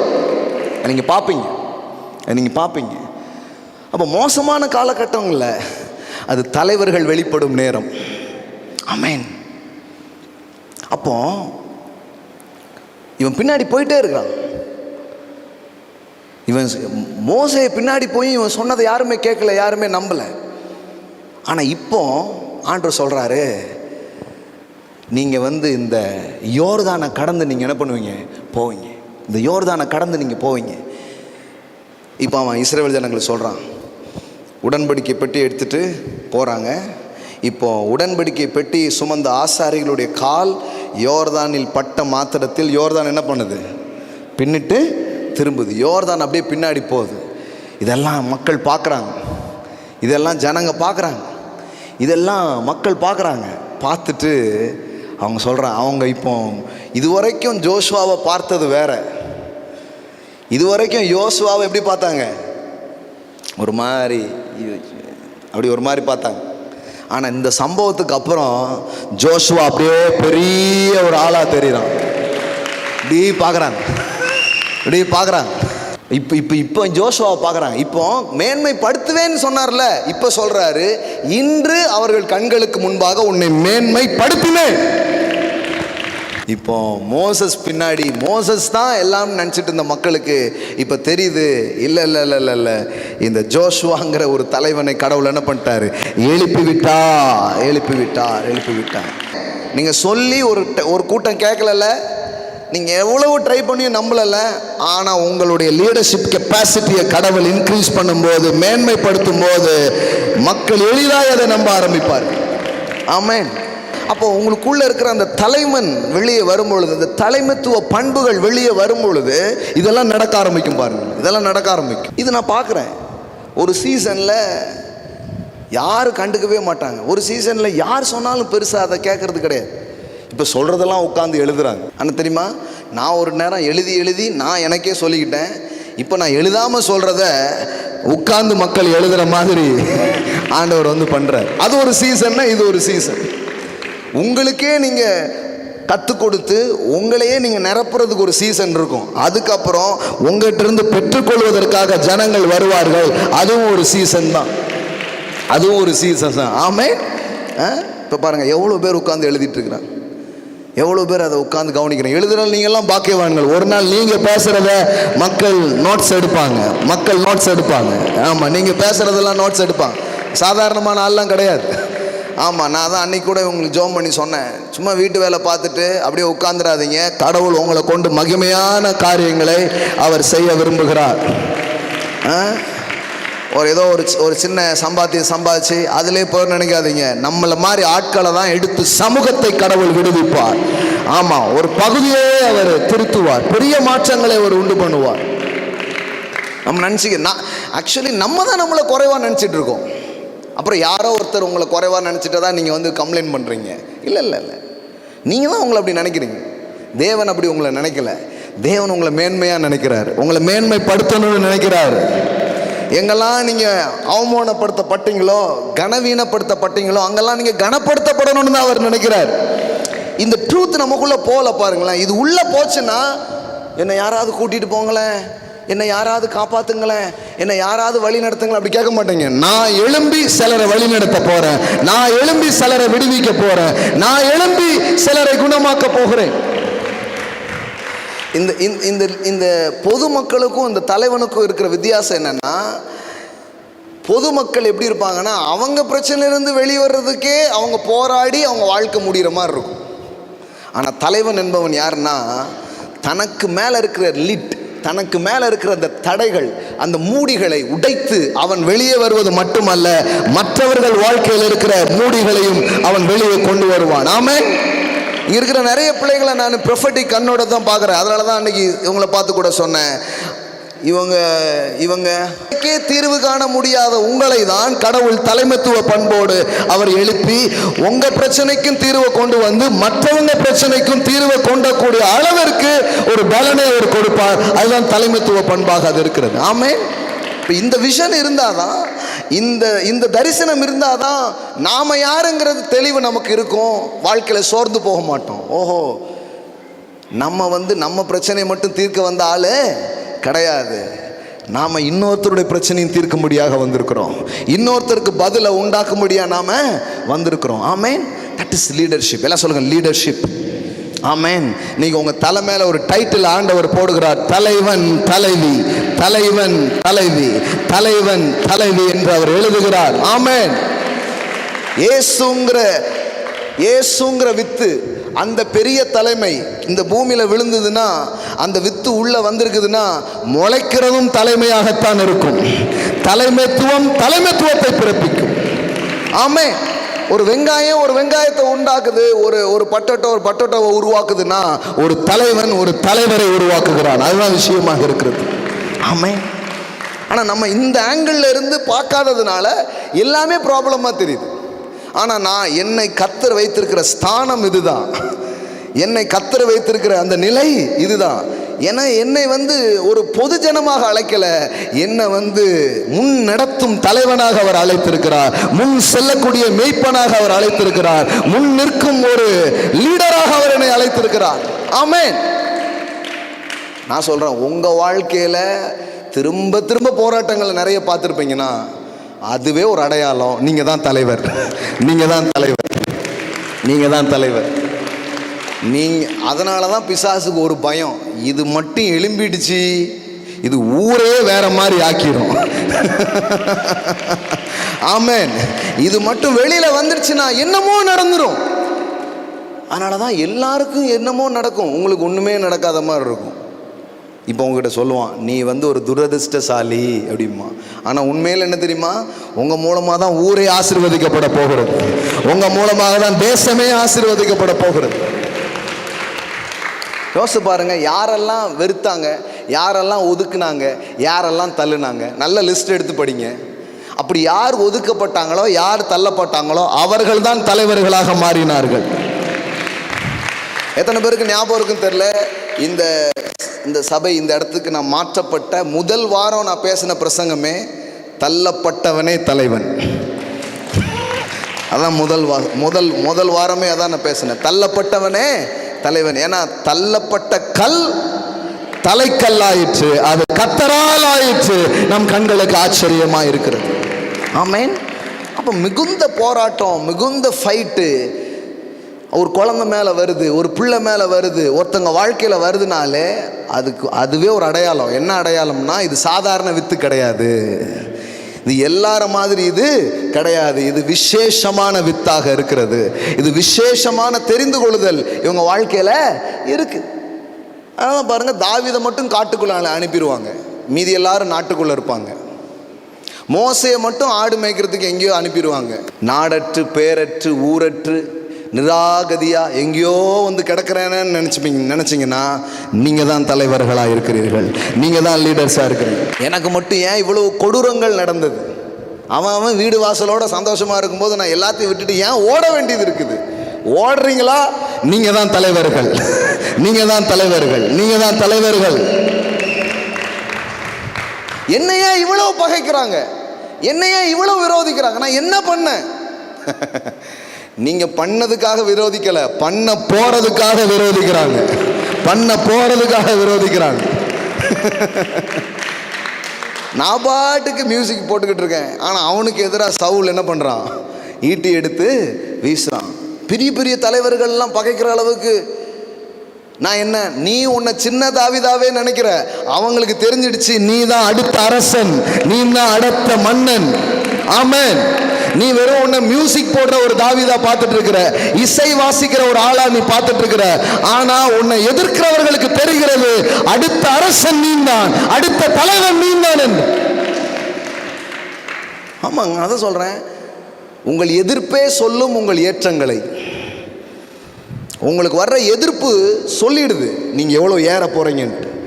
ஏன்னா உங்க எதிரி உங்கள் அளவை சொல்லுகிறார்கள். உங்கள் எதிரி தான் உங்கள் அளவை சொல்லுகிறார்கள். அரசன் ஒரு ஆடு மேய்க்கிறவனை எதிர்க்கிறான் என்றால் அவன் ஆடு மேய்க்கிறவன் அல்ல, அவன் அடுத்த அரசன். ஓ, ஆனா இது தாவீதுக்கு புரியறதுக்கு ரொம்ப வருஷம் ஆச்சு. நான் பாட்டுக்கு மியூசிக் போட்டுக்கிட்டு இருக்கேன், என் மேல எதுக்குங்க, எனக்கு எதுக்குங்க வீடியோ போடுறீங்க, என்ன எதுக்குங்க? நீங்க இன்னும் உங்களை அப்படி பார்க்கல, ஆனா அந்த உலகம் உங்களை பார்த்துட்டு உங்களுக்குள்ள ஏதோ விசேஷமான ஒன்று இருக்கிறது. என்ன போட்டு எதுக்கு ஆட்டுறீங்க? என்ன ஆடு மேய்க்க விடுங்க, என்ன பாட்டு பாட விடுங்க. நீ பாட்டுக்காரனா இருந்தது போரும், நாட்டுக்காரனாக மாற நேரம் வந்து விட்டது. ஆமென். ஓ, இது வந்து ஒரு ப்ரொஃபெட்டிக் வியூ இல்லாம இதை அண்டர்ஸ்டாண்ட் பண்ணவே முடியாது. ஒரு தீர்க்க தரிசன கண்ணோட்டம் இல்லாம இது புரியவே புரியாது. அப்பா நல்ல ட்ரெஸ்ஸை போட்டு கொடுத்துருக்காரு, நான் பாட்டுக்கு புது சட்டை சூப்பர்னு போயிட்டே இருந்தேன். என்ன பிடிச்சி ட்ரெஸ்ஸை கழுத்தி குளியில ஏன்டா தள்ளிங்க? உன்னை குழியில தள்ளதுல இருந்தே தெரியுது நீ கோபுரத்துல உட்கார வேண்டிய ஆளு. கோபுரத்துல தான் நீ உட்காருவ. இப்பதான் ஒரு ப்ரொமோஷன் வந்து நல்லா போயிட்டு இருக்குன்னு நினைச்சேன், டக்குன்னு பிடிச்சி ஜெயிலில் போட்டாங்க. எல்லாரும் நல்லா தானே ஆண்டவர் இருக்கிறார், எனக்கு ஏன் இப்படி? யாருக்கும் நடக்காத கஷ்டம் ஏன் உங்களுக்கு நடக்குதுன்னா, யாரும் வாழாத வாழ்க்கையை நீங்க வாழ போறீங்க, யாரும் உட்காராத இடத்துல நீங்க உட்கார போறீங்க, யாரும் வகித்திராத ஸ்தானங்கள் உங்களுக்காக வைக்கப்பட்டிருக்கிறது. அதுதான் நிஜம், அதுதான் நிஜம். நீங்க நிறைய நேரம் மற்றவங்களோட உங்களை ஒப்பிடுறீங்க, யாரு கூடயும் உங்களை ஒப்பிட முடியாது. ஏனென்றால் நீங்கள் தன்னிகரற்ற தலைவர்களாக இருக்கிறீர்கள், நிகரற்ற தலைவர்களாக இருக்கிறீர்கள், ஒப்பிட முடியாதவர்களாக நீங்கள் இருக்கிறீர்கள். அதனாலதான் உங்க வாழ்க்கையை சில நேரம் யாரு கூடயும் மேட்ச் பண்ணவே முடியல. நீங்க மேட்ச் பண்ணி பார்த்தீங்கன்னா, உங்களுக்கு கம்பேர் பண்ணி பார்த்தீங்கன்னா உங்களுக்கு தோணுது, என்ன இப்படி, அவங்கெல்லாம் நல்லா தான் இருக்கு, அவங்களுக்கு கரெக்டாக தான் இருக்குது, இவங்களுக்கு இதாக தான் இருக்குது, இவங்களுக்கு எல்லாமே சரியாக தான் இருக்குது. உங்களுக்கு சரி இல்லாததே ஒன்று சொல்லுது, நீங்கள் வகிக்க வேண்டிய இடம் ரொம்ப பெருசாக இருக்கு. நல்லா கவனிங்க, யாரும் சிறைக்குள்ளே தள்ளப்படலை. அண்ணன்மார்கள் யாராவது தள்ளப்பட்டாங்க? அவங்க யாரும் குழிக்குள்ளே போனாங்க? போல. ஆனால் யாரும் சிங்காசனத்துலேயும் அமரல, இவன் ஒருத்தன் தான் உட்கார்ந்தான். அப்போ யாருக்கும் நடக்காதது நடந்ததுன்னா நீங்கள் துரதிர்ஷ்டசாலி கிடையாது, நீங்கள் விசேஷமாய் தெரிந்து கொள்ளப்பட்ட தலைவர்களாக நீங்கள் இருக்கிறீர்கள். நீங்கள் ஜாதிகளுக்கு தாயாக, ஜாதிகளுக்கு தகப்பனாக அவர் உங்களை தெரிந்து கொண்டிருக்கிறார். அதான் அதனுடைய சைன், அதான் அதனுடைய அடையாளம். அப்போ சும்மா இல்லை பாருங்க, நீ கரெக்டாக புரிஞ்சுக்கோங்க. இது எல்லாத்துக்கும் ஒரே ஆன்சர், தலைமைத்துவம். எல்லாம் சொல்லுங்க, தலைமைத்துவம். நினைக்கலாம், நானா நானா அப்படின்னு நினைக்கலாம். ஆமாம், அப்படி நினச்சி தான் சவுல் வந்து என்ன பண்ணுறான், தளவாடங்களுக்குள்ளே போய் ஒளிஞ்சுக்கிறான், ஸ்டோர் ரூமில் போய் ஒளிஞ்சுக்கிறான். நான் கிடையாது அப்படின்ட்டு. ஆனால் அவனை வெளியில் கொண்டு வர்றாரு. வெளியில் கொண்டு வந்து வெளியில் வந்தவுடனே எல்லாரும் சொல்கிறாங்க, இவனா இஸ்ரவேலுக்கு ராஜா, இவனா? யாரும் அவனை அக்செப்ட் பண்ணலை, யாரும் அவனை ஏற்றுக்கவே இல்லை, அவனை ஏற்றுக்கல. ஆனால் அவனை தான் முதல் தலைவனாக கடவுள் வச்சார் பாருங்களேன், முதல் தலைவனாக வைத்தார். ஆமென். நீங்கள் ஒளிஞ்சுக்கிட்டு இருக்கலாம், நீங்கள் தற்செயலாக வேற வேலையாக போகலாம். நீங்கள் கழுதை தேடி தான் போயிருப்பீங்க, ஆனால் உங்களை கதாநாயகனாக மாற்றுவார். நீங்கள் தலைவர்கள் யாரும் தலைவனாகணும்லாம் வர்றதில்லை. மறுபடியும் சொல்கிறேன், தலைவர்கள் யாரும் நான் தலைவனாக போகிறேன், நான் தான் அம்பானி அப்படின்ட்டுலாம் யாரும் வர்றதில்லை. என் கழுதை எங்க பாஸ், எனக்கு ஒரு எதிர்காலம் கிடைக்காதா, என் வாழ்க்கைக்கு ஏதாவது வழி இருக்காதா, அப்படிதான் தேடி வர்றாங்க, அப்படிதான் வர்றாங்க. தீர்க்கதரிசியே இவன் போய் பார்த்தது எதுக்கு? நம்மளை பார்த்தா தலைவன் மாதிரி தெரியுதா சாமுவேல், கொஞ்சம் பார்த்து சொல்லுங்க. அதுக்காக வரல. தீர்க்கதரிசியே எதுக்கு போய் பார்த்துருக்கான் பாருங்க, கழுதையை காணும் பாஸ், கழுதைய காணும், கொஞ்சம் தீர்க்க தரிசனம் சொன்னீங்கன்னா நல்லா இருக்கும். ஒரு நல்ல பொண்ணா ஆண்டவர் எனக்கு காட்டட்டும், கொஞ்சம் தீர்க்க தரிசனம் சொல்லுங்க. கழுதுன்னு சொல்லிட்டு டக்குன்னு இப்படி சொல்லிட்டீங்கன்னு நினச்சாதீங்க, வரிசையாக சொன்னேன், நான் பாட்டுக்கு சொன்னேன். நீங்கள் பாருங்க, நான் வந்து அப்படி பிளான் பண்ணிலாம் பேசலை, அப்படி வரிசையாக வருது.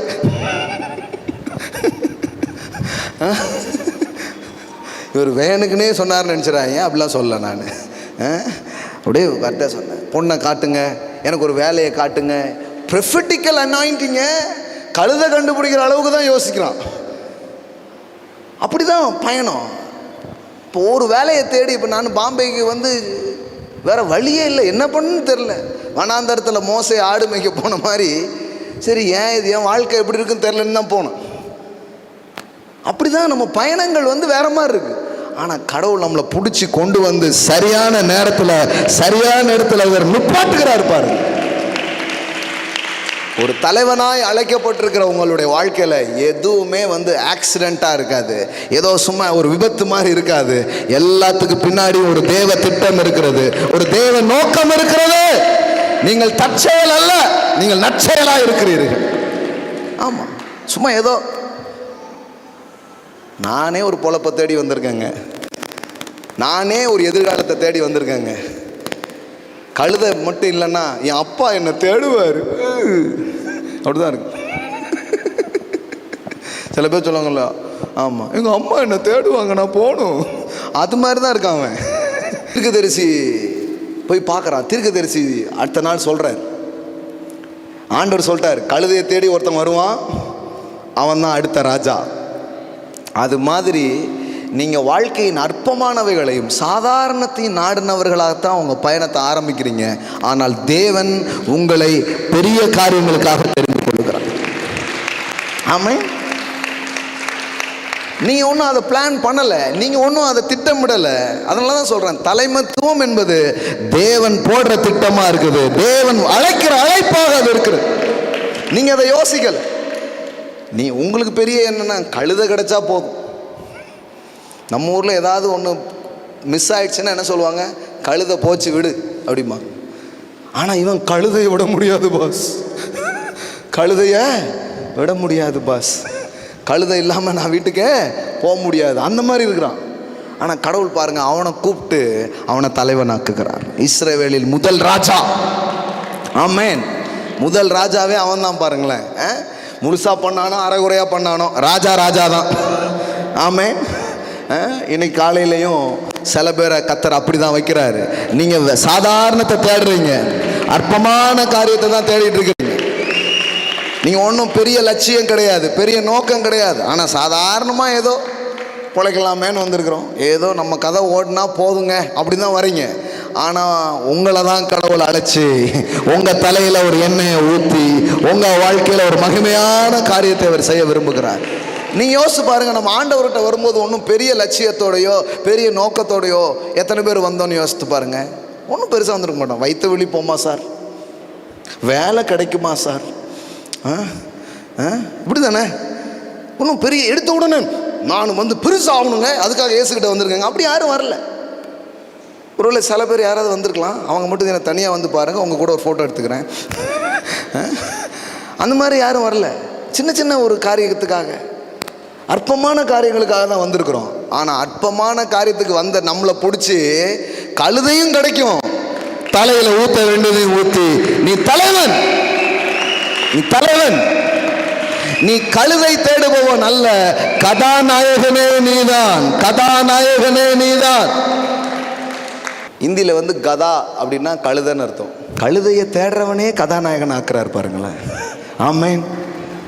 அவன் ஒன்றும் பெருசாக தேடி போல, நம்மளும் அப்படி தான் வர்றோம். அற்பமானது ஏதாவது கிடைக்குமா? இப்போ ரூத்து வந்து எதுக்கு போனான்னு நினைக்கிறீங்க?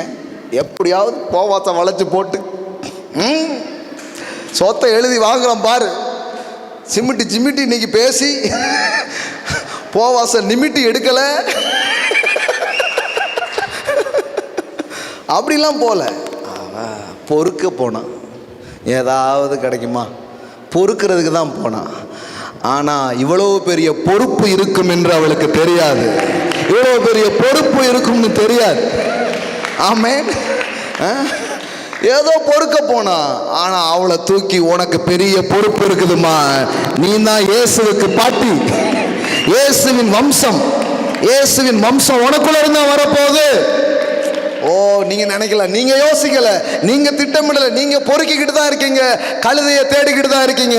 ஆனா உங்களைத்தான் ஒரு பெரிய தலைமுறைக்கு ஆசீர்வாதமாக இந்த காலை வேளையில பரிசுத்த ஆவியானவர் புதிய பலத்தோடு, புதிய கிருபைகளோடு, புதிய அபிஷேகத்தோடு அவர் உங்களை எழுப்புகிறார். ஆமென். நாம் ஒன்றும் அற்புதமான காரியங்களை தேடுகிறவர்களாய் அல்ல, சாதாரணமானதை தேடுறவங்க தான். இயேசு வந்து பேதுருட்ட கேட்டார், இப்போ என்ன மீன் கிடைக்கல, மீன் மீன் தானே, அப்படிதான் ஆரம்பிக்கு. அப்புறம் பார்த்தீங்கன்னா நீ மனுஷனை பிடிக்கிறவனாக்குவாய். What you mean? ஐ மீன் வா.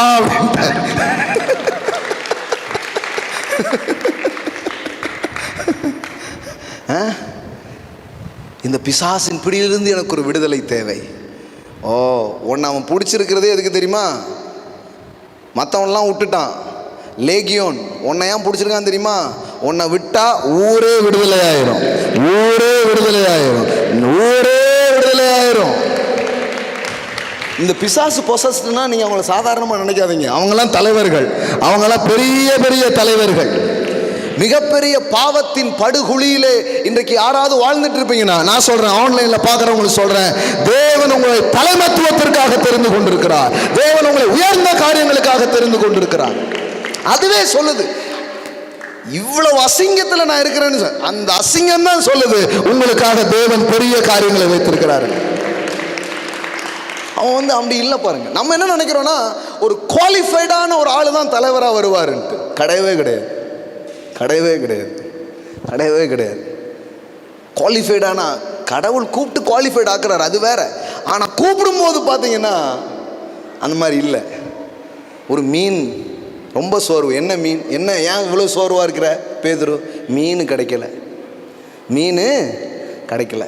வீட்டுக்கு போகிறதுக்கும் விருப்பம் இல்லை, ஏன்னா வீட்டுக்கு போனால் இன்னொன்று கிடைக்கும். அதனால் வலையை அலசிக்கிட்டே ஏசுநாதர் பிரசங்கத்தை கேட்டுட்டு கொஞ்ச நேரம் உட்காந்துடலான்னு நினைக்கிறேன். இந்த டிஜிஎஸ் ஐயா பிரசங்கம் பண்ணுவார். அப்போ ஒரு சொல்வார், சில பேர்லாம் லீவ் போட்டுட்டு 2 நாள் 3 நாள் வந்து அந்த கூட்டத்திலே இருப்பாங்களாம்.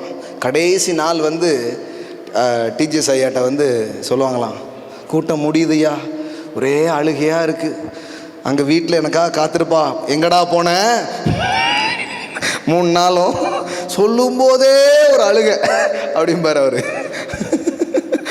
அது மாதிரி இப்போ பார்த்தீங்கன்னா மீன் இல்லை, கழுதை இல்லை, பொறுக்கிறதுக்கு போகிறாங்க. யாருமே ரொம்ப பெரிய விஷயத்தை தேடின ஆள் கிடையாது. இன்னும் சொல்ல போனால் ஒருத்தர் ரொம்ப தீவிரவாதியாக இருக்கான். இந்த ஜனங்களை நான் அழிக்க போகிறேன் அப்படின்னு போகிறான். அழுகையோட போற, உன்னை வச்சு தான் ஆக்கையே போகிறேன் வா அப்படின்ட்டார். ஆமாம், சொல்றாங்க பாருங்க, பெரிய பெரிய மதவாதிகள், பெரிய பெரிய தீவிரவாதிகள், அவங்களெல்லாம் தூக்கி தேவன் தலைவர்களாக மாற்றுகிறார். உங்களுக்கு தெரியுமா, ஆண்டவர் நிறைய அப்படி பண்ணியிருக்கிறாருங்க. இந்த கம்யூனிஸ்ட் கட்சியில் இருந்தவர் தான் எமில் ஜெபசிங் அப்படிங்கிற ஒரு தேவனுடைய ஊழியர். யாருக்கெல்லாம் எமில் ஜெபசிங் அவர் தெரியுமா? இவ்வளோ பேர் தெரியுமா? அவர் பாருங்க, உறக்கம் தெளிவோம் உற்சாகம் கொள்வோம் அப்படின்னு ஒரு பாட்டு கம்யூனிஸ்ட் கட்சிக்காக எழுதினார். இன்னைக்கு எல்லாம் முன்னூறு ஜெபத்துக்குள்ளே அந்த பாட்டு தான் ஓடுது. உறக்கம் தெளிவோம் உற்சாகம் கொள்வோம். என்ன தூங்கிட்டு இருக்காங்க யாரோ கொஞ்சம் பேர். பாட்டை வச்சே தெரியுது யாரோ கொஞ்சம் பேர் தூங்குறாங்க. உலகத்தின் இறுதி வரை, உலகத்தின் இதுவரை தூங்காட்டாலும் பரவாயில்ல, கூட்டம் முடிகிற வரைக்கும் தூங்காம பாட்டு பாடிட்டு இருப்பாங்க. ஆனால் அதை கம்யூனிஸ்ட் கட்சிக்காக எழுதின ஒரு அந்த நேரத்தில் தான் இயேசு இவரை சந்தித்து இந்த விஸ்வவாணிங்கிற ஒரு அற்புதமான ரேடியோ மூலம் இந்தியா முழுவதும் சுவிசேஷத்தை பிரசங்கித்த ஒரு பெரிய தேவனுடைய மனிதர். பாருங்க, எங்கேருந்து எங்கே வர்றாங்க பாருங்க, எங்கேருந்து எங்கே கடவுள் வந்து தூக்கி கொண்டு வராரு பாருங்க. அதனால் இப்போதைய சூழலை வச்சு எந்த முடிவுக்கும் வராதிங்க. இப்போ சூழல் எப்படி வேணாலும் இருக்கலாம், ஆனால் கர்த்தர் உங்களை தெரிந்து கொண்டிருக்கிறதுனால, உங்களை அழைச்சிருக்கிறதுனால, இன்னைக்கு ஒரு மீனும் கிடைக்கல, இன்னைக்கு சிந்தரையை தான் நான் பொறுக்கிட்டு இருக்கிறேன், இன்னைக்கு கழுதையை தான் தேடிக்கிட்டு இருக்கிறேன் அப்படின்னு நீங்கள் உங்கள் வாழ்க்கை சாதாரண பயணத்தில் இருந்தாலும் தேவன் உங்கள் வாழ்க்கையை ஒரு அசாதாரணமான காரியத்திற்காக அவர் உங்களை தெரிந்து கொண்டிருக்கிறார். ஆமென், ஹல்லேலூயா. உங்களை திட்டுறது மட்டும் இல்லாமல், அது கொஞ்சம் நேரம் ஒரு உண்மையே அப்படி யாராவது திட்டினா கூட நீங்கள் கொஞ்ச நேரத்துக்கு அப்புறம் பார்த்தீங்கன்னா, இப்போ நான் இறங்கின உடனே எனக்கு டெஸ்டமனி வரும் பாருங்க. ஆன்லைனில் பார்த்தவங்களோ நேரில் பார்த்தவங்களோ என் வாழ்க்கையே வேறு மாதிரி ஆச்சுன்ட்டு. இந்த தலைமத்துவத்தில் இருக்கிற ஒரு விஷயம் என்னென்னா, எதிர்ப்பு வரும், போராட்டம் வரும், விமர்சனம் வரும். ஆனால் அதுக்கு நடுவில் ஒரே ஒருத்தர் வந்து சொல்லுவார், என் வாழ்க்கையே மாறிச்சுன்னு. அந்த ஒரு வெற்றி பல காயங்களை ஆற்றிவிடும். ஆமென். அதுக்காக எவ்வளோ திட்டினாலும் வாங்கலாடா, எத்தனை பேர் நாள் திட்டுங்கடான்னு திருப்பியும் வருவோம் மைக்கு பிடிக்கிறதுக்கு. ஏன் தெரியுமா? ஒரு வெற்றிகள் பல காயங்களை ஆற்றிவிடும். நான் சொல்கிறேன், உங்கள் வாழ்க்கையில் கடவுள் உங்களை இன்றைக்கு ஒரு புதிய ஆவியோடு உங்களை அவர் எழுப்ப விரும்புகிறார். I believe that. இதை நான் தீர்மானிக்கலை, இதை நான் யோசிக்கலை, நான் இதற்காக திட்டமிடலை. ஆனால் தேவன் இந்த காலையை அப்படிப்பட்ட ஒரு காலையை அவர் முன் குறித்திருக்கிறார். நான் வாய்களை திறந்து அப்படியே பேச ஆரம்பிக்க என் நாவை அவர் நிரப்புகிறார்.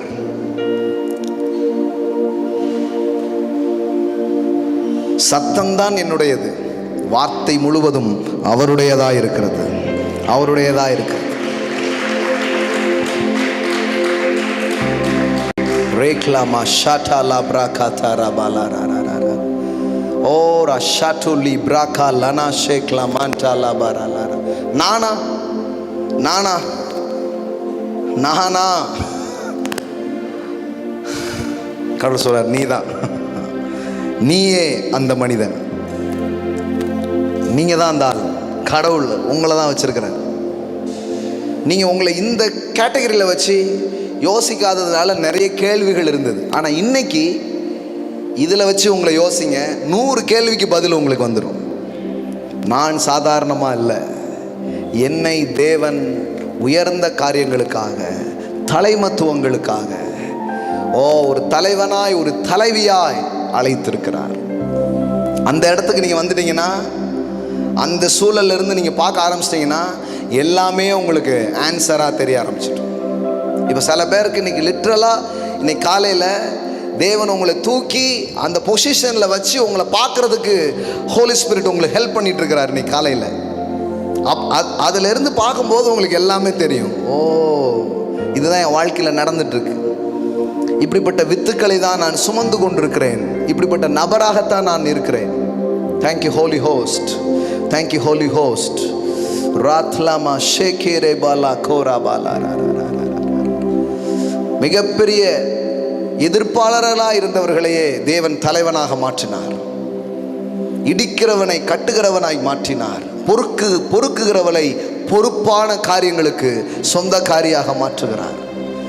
ஒரு மீன் கூட கிடைக்கலையேன்னு நினைச்சிட்டு இருந்த ஒரு மனுஷனை கூப்பிட்டு, மீன் என்னப்பா மீன், நான் உன்னை மனிதர்களை பிடிக்கிறவர்களாக்குவேன், மனிதர்களை பிடிக்கிறவர்களாக்குவேன். That is leadership, that is leadership. ஜனத்திரள் தலைவனின் மகிமை, ஜனத்திரள் தலைவனின் மகிமை. தேவன் உங்கள் தலைமைத்துவத்தை அங்கீகரிக்கிறார். தேவன் உங்கள் தலைமைத்துவத்திற்கு ஒரு வேல்யூஸை கொடுக்குறாருன்னா உங்களை சுற்றிலும் ஒரு கூட்டம் வர ஆரம்பிச்சிட்டு, உங்களை சுற்றிலும் ஒரு கூட்டம் வர ஆரம்பிச்சிடும். யாரும் இங்கே தனிமையாக உணர வேண்டாம், லோன்லினஸாக நீங்கள் ஃபீல் பண்ண வேண்டாம். Emmanuel, God with us. தேவன் உங்கள் கூட இருக்கிறார். அந்த வித்தை வைத்து உங்களை சுற்றிலும் ஒரு கூட்டத்தை உங்களால் உருவாக்க முடியும். உங்களுக்குள் தேவன் எதை ஊற்றினாரோ, உங்களுக்குள் தேவன் எதை பகிர்ந்தளித்தாரோ, அதை அப்படியே நீங்கள் கொஞ்சம் பேருடைய வாழ்க்கையில் ஊற்ற ஆரம்பித்தாலே போதும். கொஞ்ச நாளுக்கு அப்புறம் நீங்கள் பார்ப்பீங்க, நீங்கள் தனியாக இருக்க மாட்டீங்க. ஒருவனாய் அவனை அழைத்து, ஒருவனாய் அவனை அழைத்து நட்சத்திரமாய் பெருக செய்தவர், நட்சத்திரமாய் பெருக செய்தவர். ஓ, உங்கள் தகப்பனாகிய ஆபிரகாமையும் உங்களை பெற்ற சாராளையும் நோக்கி பாருங்கள். அவன் ஒருவனாய் இருக்கையில் நான் அவனை அழைத்து அவனை ஆசீர்வதித்து அவனை பெருக பண்ணினேன். இந்த கால வேளையில் நீங்கள் தனிமையாய் இருக்க மாட்டீங்க, நீங்கள் தலைவனாய் இருப்பீர்கள், தலைவியாய் நீங்கள் இருப்பீர்கள். தேவன் தனிமையானவர்களுக்கு வீடு வாசல்களை ஏற்படுத்துகிற ஒரு தேவன். யார் சொன்னா நீங்க தனியா இருக்கிறீங்க? தனியா இல்லை, தேவன் உங்களோடு இருக்கிறார்.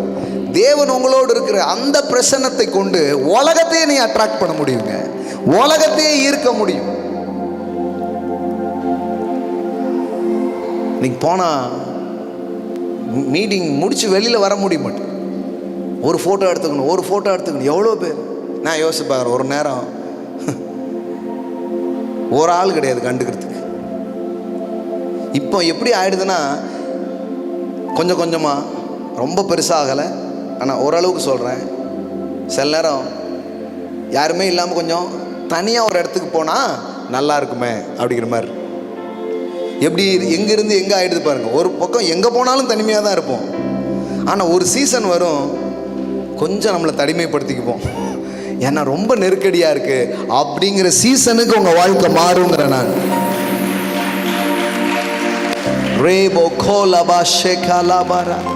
இந்த ஹானருங்கிறது தற்காலிகமானதால் நான் சொல்லலை. இந்த ஹானர் எப்படிப்பட்டதுன்னா, வேதவசனம் சொல்லதுக்கு இது நீதிமான் நித்திய கீர்த்தி உள்ளவன். அப்படின்னா என்ன அர்த்தம்னா, தலைமுறை தலைமுறையாக நீங்கள் பேசப்படும் நபர்களாக நீங்கள் இருப்பீர்கள்.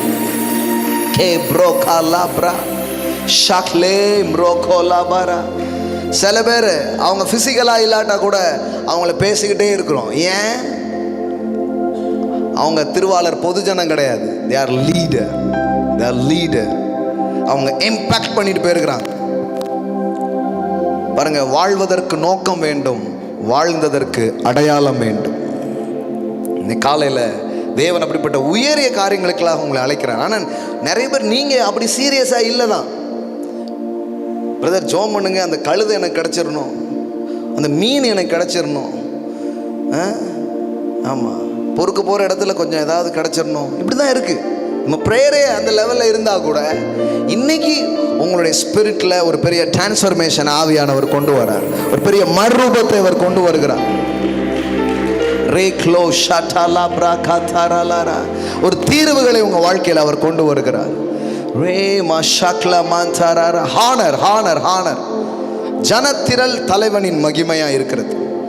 எங்கெல்லாம் காட்ஸ் க்ளோரி இன்க்ரீஸ் ஆகுதோ அங்கே வந்து பணம் மட்டும் வரும் நான் நம்பலை, ஜனமும் வரும், ஜனமும் வரும், ஜனமும் வரும். எஸ், பாருங்க, ஜனத்திரட்சி ராஜாவின் மகிமை, ஜன குறைவு தலைவனின் முறிவு. In the multitudes of people is a king's glory. Yes, it's a king's glory.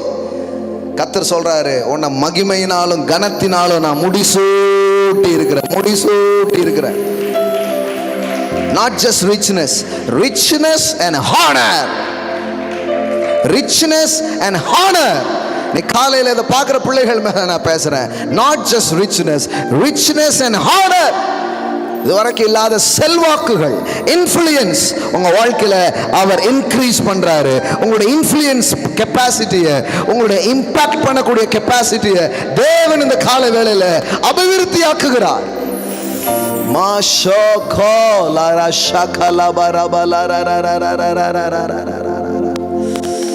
We praise you, Holy Host. We praise you. ஒருவேளை இன்னைக்கு ஒவ்வொரு தலையிலையும்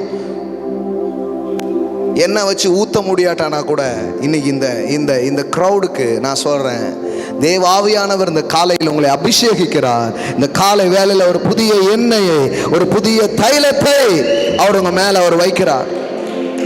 ஓ ஷேக்லா நீங்க அப்படி நினைக்கல, நீங்க அப்படி யோசிக்கல, ஆனா அவர் உங்களை அழைக்கிறார் இந்த காலை வேளையில். Thank you, Holy Host. Thank you, Jesus. Thank you, Jesus.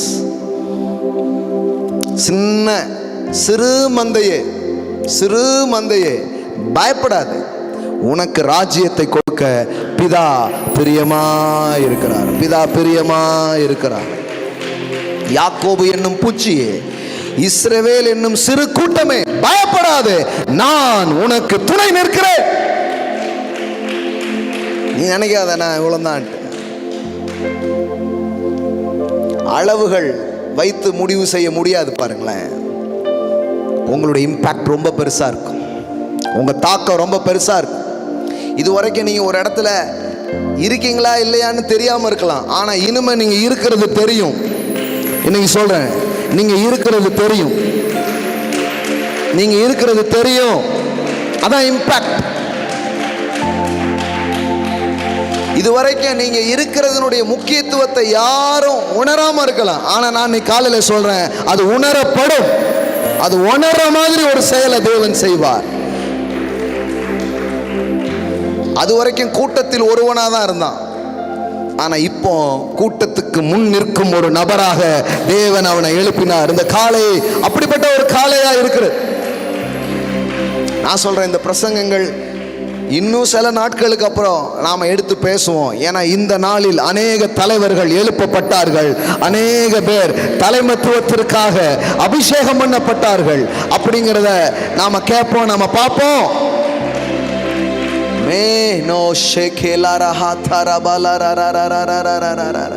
What a glorious things. அருமையான நம்ம சபையில் உள்ள பிள்ளைகள் எல்லாம் இப்போ எழும்பி வர்றதை பார்க்கும்போது ரொம்ப ஹாப்பியாக இருக்கு. இன்னும் கொஞ்ச நாளில் நான் நம்புகிறேன், பிஸ்னஸில் டாப் மோஸ்ட் நம்ம பிள்ளைங்க இருப்பாங்க. ஆமென். கல்வியில் டாப் மோஸ்ட் நம்ம பிள்ளைங்க இருப்பாங்க. ஆமென், ஆமென், ஆமென். அரசியலில் டாப் மோஸ்ட் நம்ம பிள்ளைங்க இருப்பாங்க. ஆமென். அடிமைத்தன நாட்கள் முடிந்தது, அந்த மாதிரியான சீசன் போயிடுச்சு. இது ஆளுகிற ஒரு சீசனாக இருக்கிறது. அந்த மோர்தகாய்க்கு முன்னாடி ஆமான் தோற்று வரும் பொழுது அவ சொல்றா, ஆமானுடைய வைஃப் சொல்றா, இங்க பார்ப்பா, அவன் யூதனா இருக்க நீ அவனுக்கு முன்பாக தாழ்ந்துதான் போக வேண்டும். ஏன்னா அவனுக்குள்ள ஒரு வித்து இருக்கு, அது மேல வருகிற ஒரு வித்து. அவர்கள் கீழாகாமல் மேல் ஆவார்கள், வாலாகாமல் தலையாவார்கள்.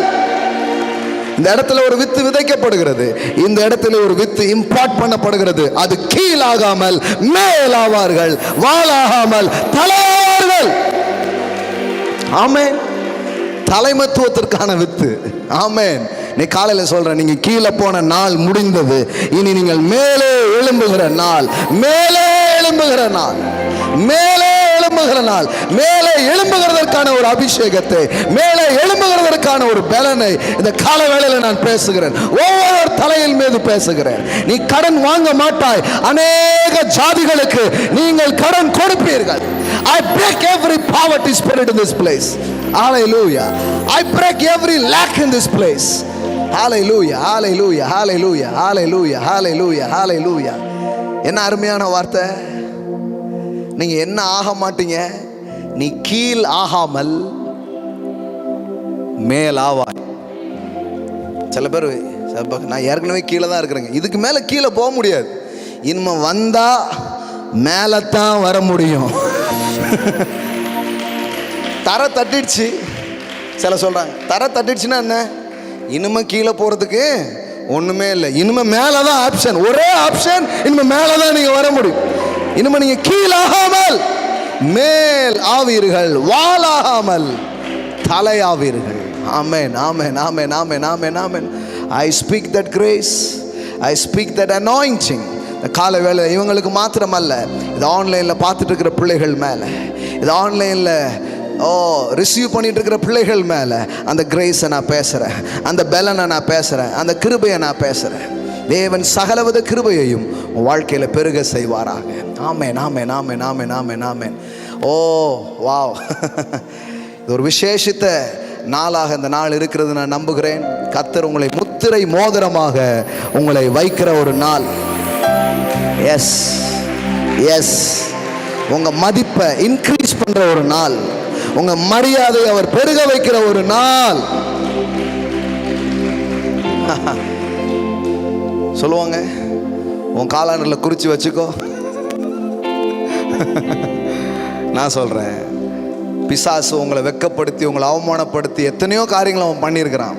ஆனால் கர்த்தர் இந்த நாளில் அதற்கு ஈடுகட்டுகிற ஒரு மகிமையை உங்கள் வாழ்க்கையில் கொடுத்து, அதுக்கு மேலாக உன் மேல் எழும்பினதை உன் கீழ் மடங்கடிக்கிற ஒரு தேவன் அவர். ஸோ மட்டான நாட்கள் முடிந்தது, இனி மேம்பாடான நாட்களாய் தேவன் உங்களுக்கு அதை வைத்திருக்கிறார். ஆமென். ஸோ இது உங்களுக்கான ஆசீர்வாதங்கள், அது காலையில் அதை பெற்றுக்கொள்வோம். Thank you so much. தேவனை கனம் பண்ணும்படி நாம் கொடுக்க போகிறோம். நம் கரங்களிலே தலைமத்துவத்துக்கான வித்துக்களை நாம் எடுத்துக்கொள்வோம். முதலானதை, சிறந்ததை நாம் இன்னைக்கு கொடுப்போம். ஆமென், ஹல்லேலூயா. ஸோ என்ன ப்ரெஷியஸோ அதை நம்ம கொடுக்கலாம். கரங்களை எடுத்துக்கோங்க. Thank you so much. ஹல்லேலூயா. கரங்களை எடுத்துக்கோங்க. க்ளோரா ஷட்டலப்ரா. ஆன்லைனில் பார்க்குற பிள்ளைங்க ஆன்லைன் மூலமாக நீங்கள் கொடுக்கலாம்.